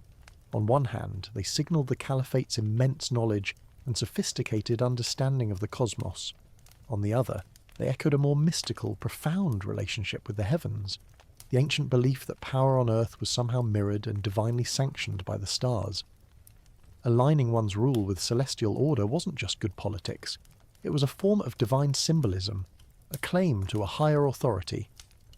In the quiet, profound silence of the desert, far from the light pollution of the cities, the night sky would have been overwhelmingly brilliant, a black velvet canopy lit with thousands upon thousands of stars. The desert castles, with their open courtyards and domed chambers, were ideal observatories, whether for calculating calendars, for navigating the vast, featureless desert, or for engaging in more esoteric, mystical practices. These sites were perfect for skywatching. The unique combination of isolation, profound silence, and celestial awe must have created a setting that was as spiritual as it was scientific. It's worth remembering that early Islam was not at odds with science. In fact, the Umayyad era helped lay the crucial groundwork for what would later become the Islamic golden age of astronomy. These castles, built in the middle of nowhere, were very much a part of that intellectual lineage, not just places to bathe or to rule, but to quietly contemplate the heavens. In stone and pigment, the Umayyads carved their place between earth and sky. Desert kings with their eyes and their ambitions firmly fixed on the stars. One of the most enduring mysteries surrounding the desert castles of Jordan, as you're easing deeper into sleep, is their sheer remoteness. Why would the Umayyads build such lavish palaces, richly decorated bathhouses, and star-studded observatories so far from any major city or settlement? The answer lies not just in geography, but in a complex interplay of psychology, politics, and a deliberate performance of power. First, there's the practical and the personal. The early Umayyads were still deeply rooted in their nomadic tribal past. For them, the desert was not an obstacle. It was home. The vast, open landscape offered familiarity, a cherished privacy, and a profound sense of freedom. Building in the desert allowed the caliphs and their princes to retreat from the constant grinding pressure of court life in Damascus and reconnect with their ancestral roots. These weren't mere outposts, they were, in their essence, sanctuaries. But the isolation also served a deeper, more symbolic purpose, one of deliberate domination. Constructing monumental architecture in the very middle of an arid wasteland was an intentional act of power, a bold statement. It demonstrated that even the most barren, inhospitable lands could be tamed and transformed by the sheer will of the caliph. These castles sent a clear, unspoken message that Umayyad authority extended beyond cities and farms, reaching into the very heart of nature's emptiness. Remote placement also ensured a crucial degree of secrecy and exclusivity. These castles were where sensitive, high-stakes negotiations could quietly unfold, where powerful tribal leaders could be wooed with lavish gifts and luxurious hospitality, far from the constant rumours and simmering rivalries of urban politics. The solitude created an essential space for diplomacy, for indulgence, and for cultural experimentation, whether that meant engaging with foreign customs or enjoying figural art, which might have been frowned upon in stricter religious settings within the capital. Additionally, the locations were often more strategic than they initially appeared on a simple map. Some castles sat near seasonal trade routes or vital hidden water sources. Others acted as administrative checkpoints, subtly keeping tabs on Bedouin tribes or serving as crucial resting points for messengers and valuable caravans. Their locations may have looked remote on a map, but in the political topography of the early Islamic Empire, they were well-placed chess pieces, exerting silent influence. And finally, there's the aesthetic. The vast, empty grandeur of the desert served as an unparalleled backdrop that amplified the majesty of the structures themselves. The dramatic contrast between barren, endless land and intricate, elegant stonework made these castles feel like miracles, man-made oases of culture and elegance standing in proud, silent defiance of nature itself. Their remoteness wasn't a flaw. It was, truly, the point. Each desert castle was a quiet roar, declaring that refinement, rule and beauty could bloom, even where nothing else dared to grow. The desert castles of Jordan may no longer echo with the footsteps of caliphs, or the hushed whispers of diplomats, or the quiet sighs of stargazers, but they endure. Quiet relics of an empire that dared to inscribe its grandeur into emptiness. And today, they serve a different purpose. They are windows into a vanished world, drawing in scholars, curious tourists, and gentle dreamers who walk their sand-swept halls in search of forgotten stories. Modern Jordan has embraced these sites not only as invaluable historical treasures, but as enduring symbols of cultural resilience. Castles like Qusayr Amra, Qasr al-Harana, and Qasr al-Mshata are now carefully protected heritage sites, with Qusayr Amra proudly wearing its UNESCO World Heritage Site status. Restoration projects, carefully balancing preservation with authenticity, have stabilised fragile frescoes, cleared centuries of debris, and opened these evocative ruins to public exploration. Still, time and nature remain persistent adversaries. The harsh desert climate, intense sun, dry, scouring winds and relentless sand erosion continue to threaten the delicate artwork and the fragile structures. Conservationists face the daunting task of protecting sites that were never meant to last over 1,000 years, let alone face modern tourism and the challenges of climate change. But the effort persists, driven by a profound sense that these ruins hold not just artistic or architectural value, but deep spiritual and cultural insight. For modern visitors, these castles provoke quiet wonder and a multitude of questions. How could such beauty exist in such profound isolation? What does it say about the fundamental nature of power, of art, and of human survival? Walking through Qusayr Amra's painted chambers, or gazing through the narrow windows of Qasr al-Harana, one is struck not by decay, but by the quiet, powerful persistence of memory. And in a broader sense, the desert castles remind us that the early Islamic world was far more diverse, creative, and open than it is often portrayed.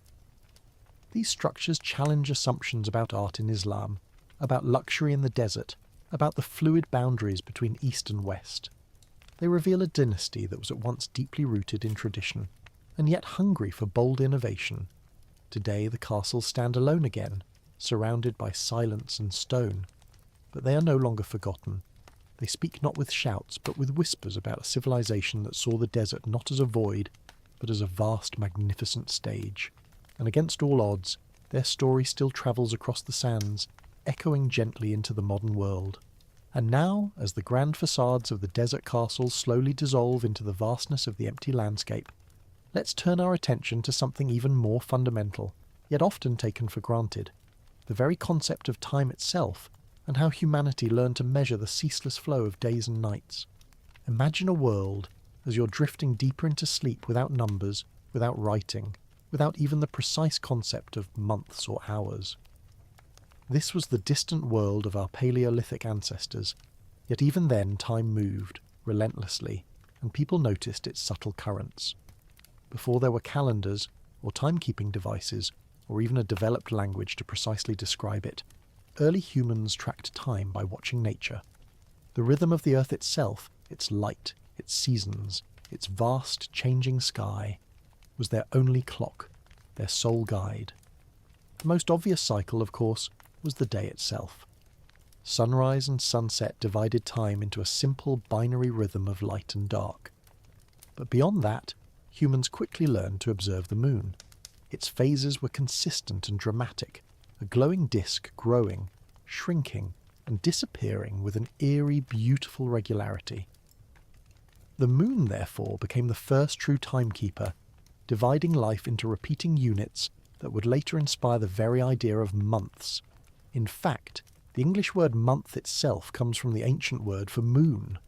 To early humans, a full lunar cycle, about 29.5 days, meant far more than just a pretty light in the night sky.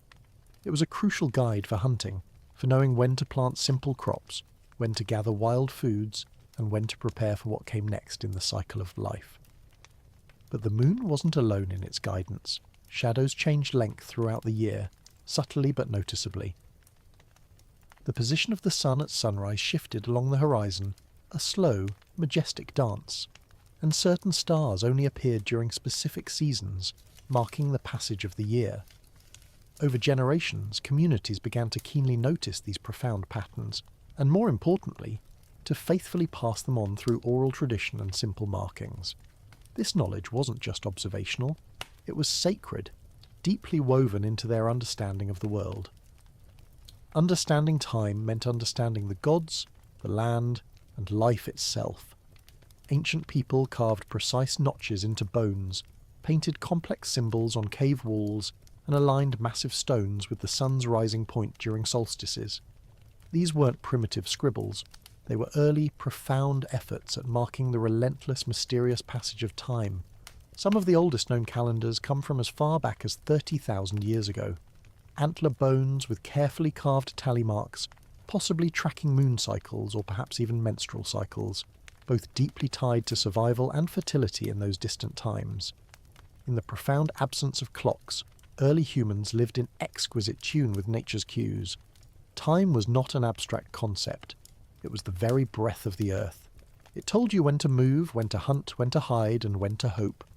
Before time had numbers, it had deep meaning, and before it had names, it had stories, etched in stone, passed by firelight, and eternally guided by the silent heavens above.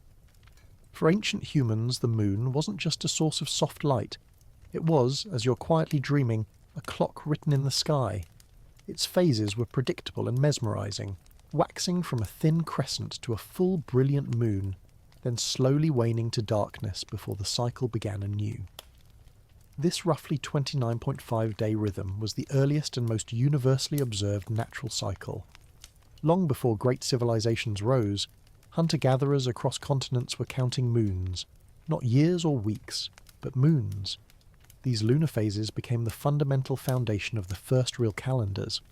We know this because archaeologists have unearthed engraved bones and stones with carefully carved markings in repeating sequences, likely tallying the days between each visible moon phase. Some of these artifacts are over 30,000 years old, predating writing, and even the dawn of agriculture. One such find, the Ashango bone from Central Africa, contains a series of notches that many scholars believe correspond to a lunar calendar, perhaps even one used to track fertility cycles or optimal hunting seasons. Why the moon? Because it was the easiest, most obvious way to see time change.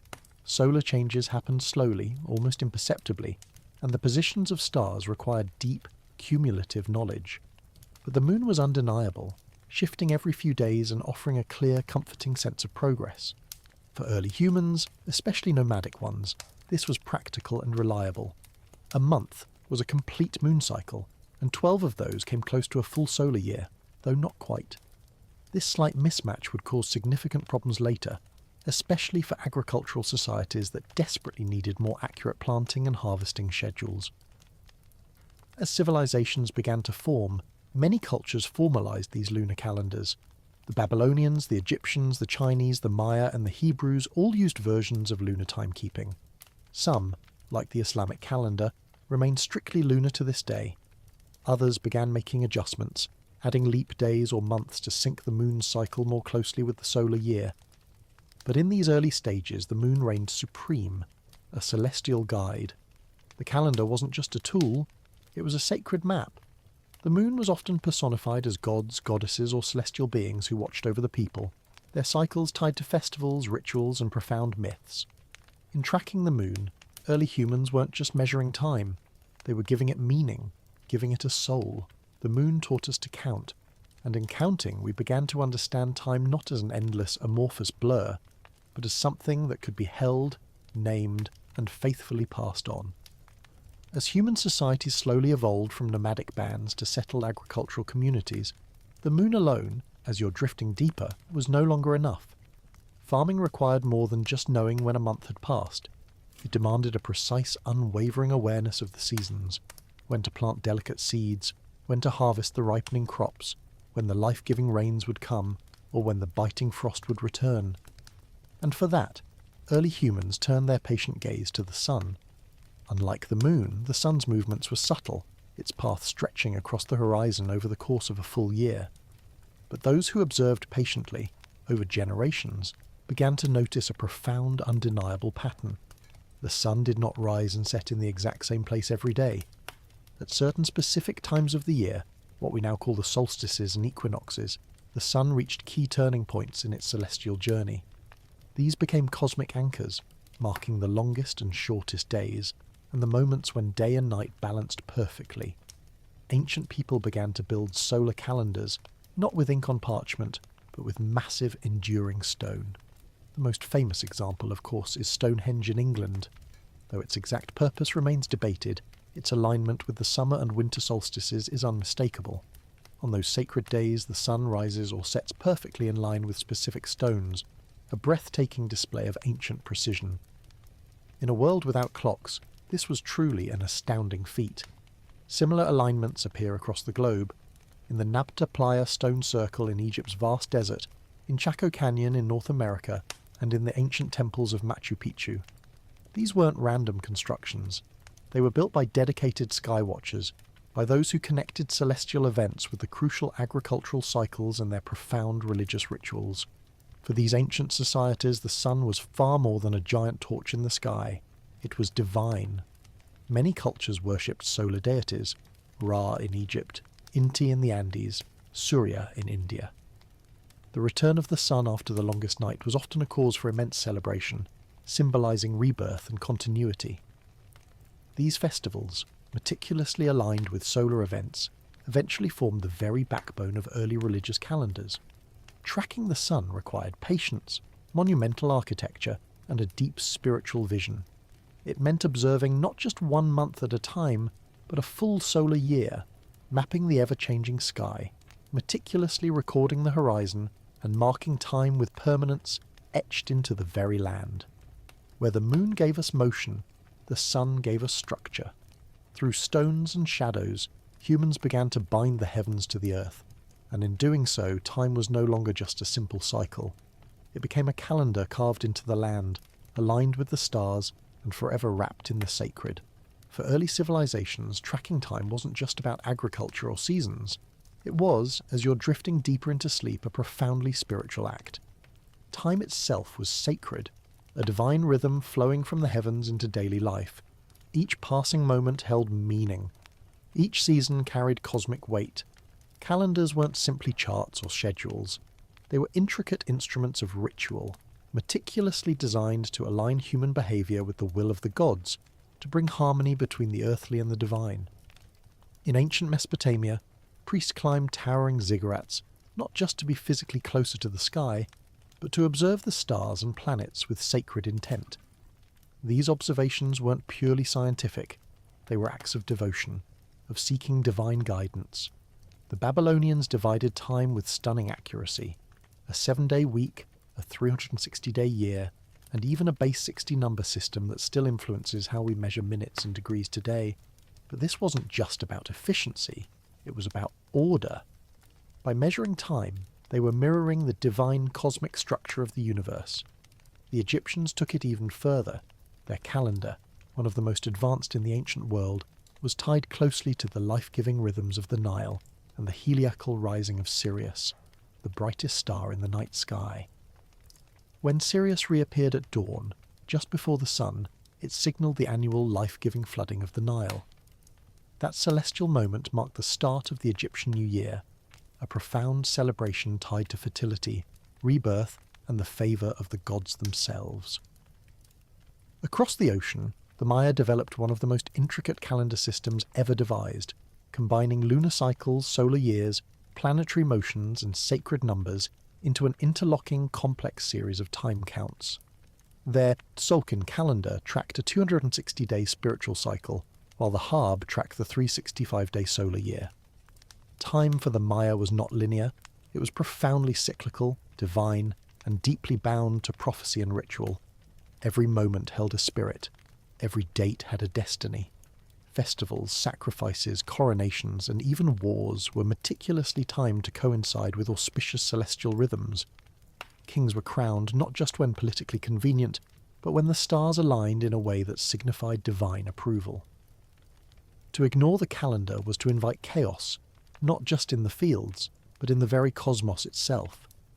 In this ancient world, to keep time was to hold power, not simply over people, but over meaning itself. Sacred time governed the lives of ancient civilizations, and through sun, moon, and star, the calendar became not just a record of passing days, but a fragile, sacred bridge between the mortal and the divine. As civilizations grew more complex, so too did their need to organize time beyond months and seasons. The crucial concept of a year, a full cycle of Earth's orbit around the Sun, slowly but surely took shape. But understanding that a year lasted about 365.25 days wasn't easy. It took centuries of patient observation, of meticulous correction, and yes, of profound frustration. The earliest formalized years were often imperfect. Lunar calendars, while initially useful, created a persistent problem. 12 lunar months only added up to about 354 days, nearly 11 days short of the true solar year. Over time, this growing gap caused chaos. Harvest festivals began to drift into the wrong season, and spring rituals occurred in the heart of winter, their timing utterly meaningless. Civilizations had to make a choice, stay loyal to the moon or correct the inexorable drift. Many opted for the latter. The Babylonians created a lunar calendar but wisely added an intercalary month every few years to painstakingly realign the calendar with the seasons. The Egyptians, however, took a bolder, more revolutionary step. They largely abandoned the moon entirely and adopted a truly solar calendar. 365 days, precisely divided into 12 months of 30 days, with 5 extra days tacked on at the very end. This was revolutionary and incredibly accurate for its time, but even the Egyptian year still lagged behind the true solar year by a quarter of a day. Over centuries, this caused a noticeable, persistent drift. New Year festivals fell later and later, out of sync with the natural world. Enter the Romans, who inherited both Egyptian and Greek timekeeping traditions and attempted, with characteristic ambition, to clean it up. Their early Roman calendar was a confusing blend of lunar months and outright political manipulation. Months were added or removed capriciously based on political needs, causing enormous inconsistencies and frustrating anyone who tried to track time reliably. It wasn't until Julius Caesar, in a monumental act of order, introduced the Julian calendar in 45 BCE that things truly changed. Advised by the Alexandrian astronomer Sosigenes, Caesar implemented a 365-day year with a crucial leap day every 4 years, precisely accounting for that pesky extra quarter day. It was a monumental fix, a true triumph of civil engineering, and the first truly solar calendar to gain widespread use across a vast empire. The idea of a year became not just a tool for farming, but for taxation, for efficient governance, for planning military campaigns, and for coordinating religious observances. The calendar now shaped empires, defined their rhythm. The invention of the year was humanity's triumph over chaos, a decisive decision to place order on the swirling, unpredictable sky. And once we'd named the year, we began to measure everything within it, giving history its rhythm and civilization its essential pulse. With the year finally defined, humanity's next challenge was to break it down further, to carve the vast stretch of days into manageable, meaningful chunks. This gave rise to months and weeks, two profound inventions that added a crucial rhythm to our timekeeping and stitched the very fabric of daily life into something predictable and often sacred. Months, at their deepest root, come directly from the moon. Most ancient societies initially based their calendars on lunar cycles, the roughly 29.5-day rhythm between full moons. 12 of these created a lunar year, totaling roughly 354 days. But since this didn't precisely align with the 365-day solar year, societies began to subtly manipulate the system, adding leap months, adjusting day counts, or switching entirely to solar-based months like the Egyptians and later the Romans. The Romans are largely responsible for the names and shapes of the months we use today. Their early calendar started in March, and months were named after gods, like Martius for Mars, numbers, September for 7, and later, revered emperors, July for Julius Caesar, August for Augustus. Through political reforms, most notably Caesar's Julian calendar, the 12-month solar calendar became standardized, with months ranging from 28 to 31 days. But what about the week? That strange, arbitrary 7-day unit that doesn't neatly divide a month or a year. Its origins are more mystical than purely astronomical.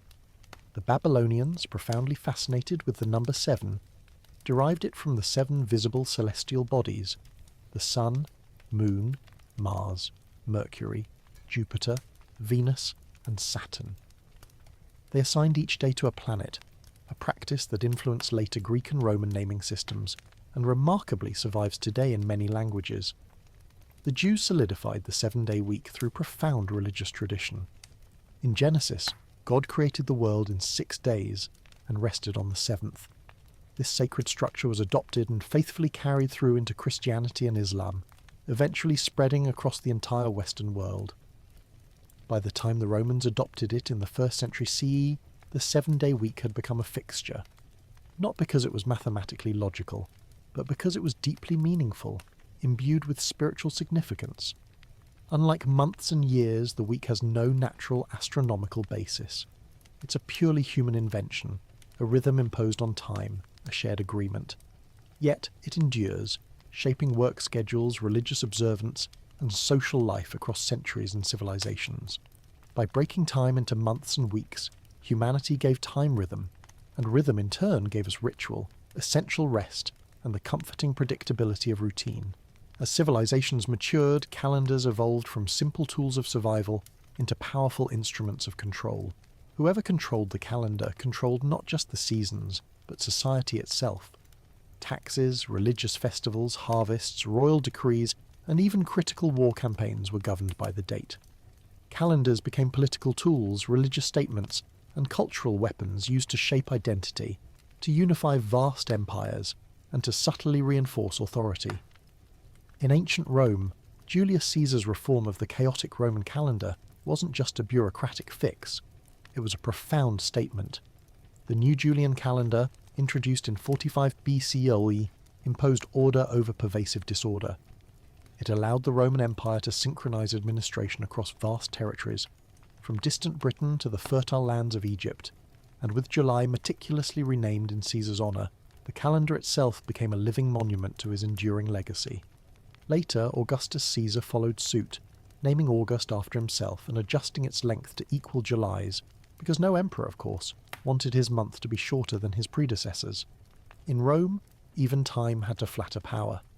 Meanwhile, in China, imperial dynasties created calendars meticulously tailored to the reigning emperor's divine mandate.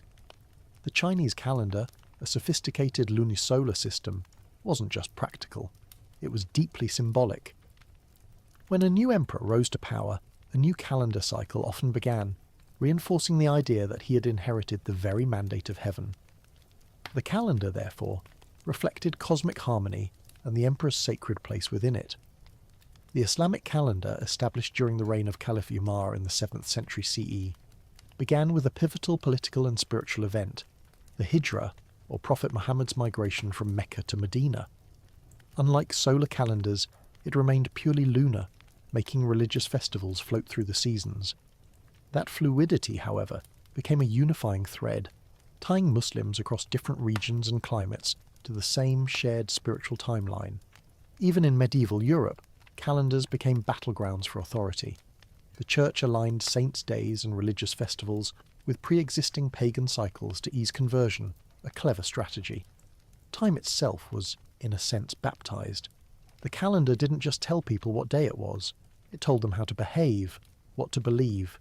Calendars weren't neutral, they were curated by those in charge, defining when debts were due, when armies marched, when gods were honoured, and when history truly began.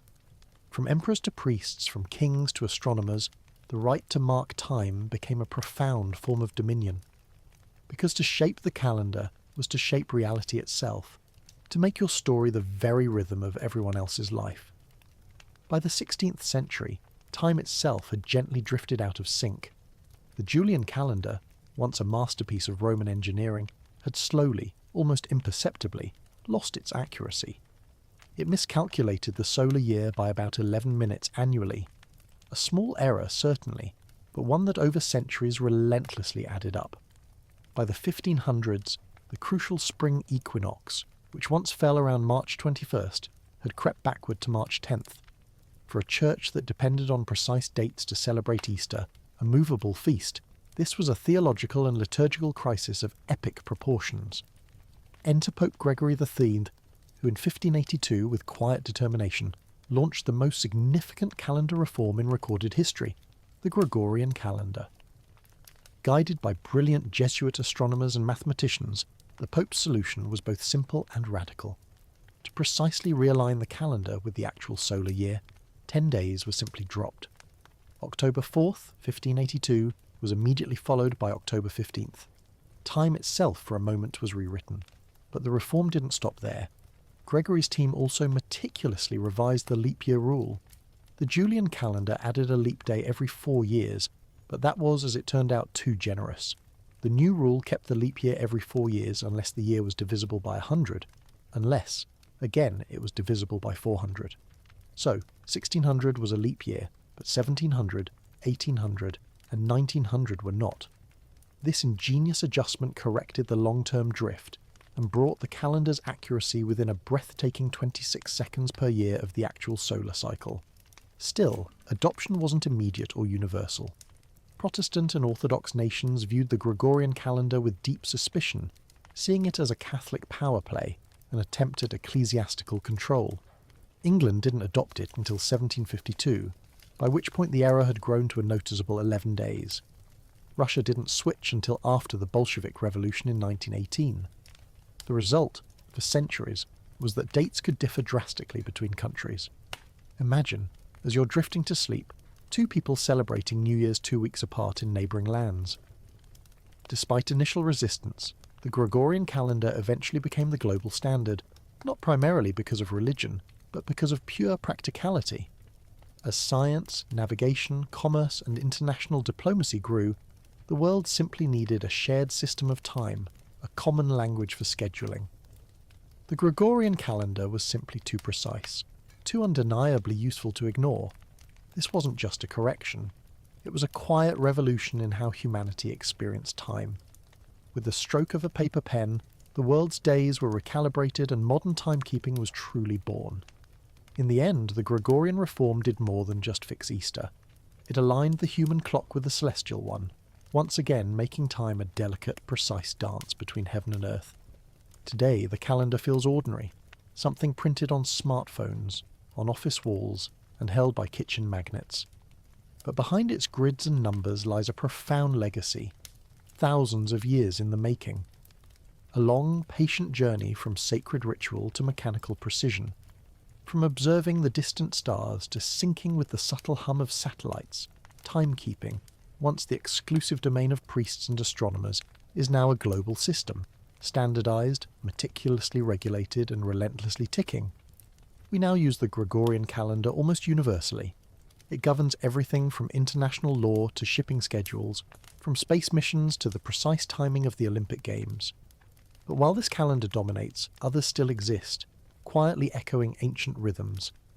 The Islamic Hijri calendar continues to guide religious life for millions of Muslims. The Hebrew calendar governs Jewish holidays and traditions. The Chinese lunar calendar shapes important festivals like the Lunar New Year. In India, numerous regional calendars coexist alongside the Gregorian one, a rich tapestry of temporal understanding. Humanity didn't abandon its diversity, it simply added layers of utility on top of ancient roots, a testament to our adaptability. And then there's atomic time, the most precise method of timekeeping ever created based on the infinitesimal vibrations of cesium atoms. International Atomic Time, TAI, measures seconds with such astounding accuracy that it would only gain or lose 1 second every hundreds of millions of years. From this we derive Coordinated Universal Time, UTC, the global time standard used for everything from internet protocols to airline schedules. Leap seconds are sometimes even added to UTC to account for Earth's slightly inconsistent rotation, a quiet reminder that even in the age of perfection, the planet itself refuses to be completely predictable. Yet, despite all this profound precision, we still live according to rhythms that are deeply, undeniably human. We celebrate birthdays, marking the passage of personal time. We look forward to the weekend, a collective sigh of relief. We count down to midnight on New Year's Eve, our hearts full of hope, just as ancient people once watched the horizon for the return of the life-giving sun. The calendar, in its modern form, is both tool and tradition. It keeps airplanes from colliding in the sky, yes, but it also reminds us when to gather, when to rest, and when to profoundly remember. Behind its cold efficiency lies the very same desire that drove our distant ancestors to carve notches into bones and align massive stones with the sky. The yearning to understand our place in time. In measuring time, as you're finally drifting to sleep, we measure ourselves, our past, our present, and the quiet, unfolding dreams that patiently await tomorrow.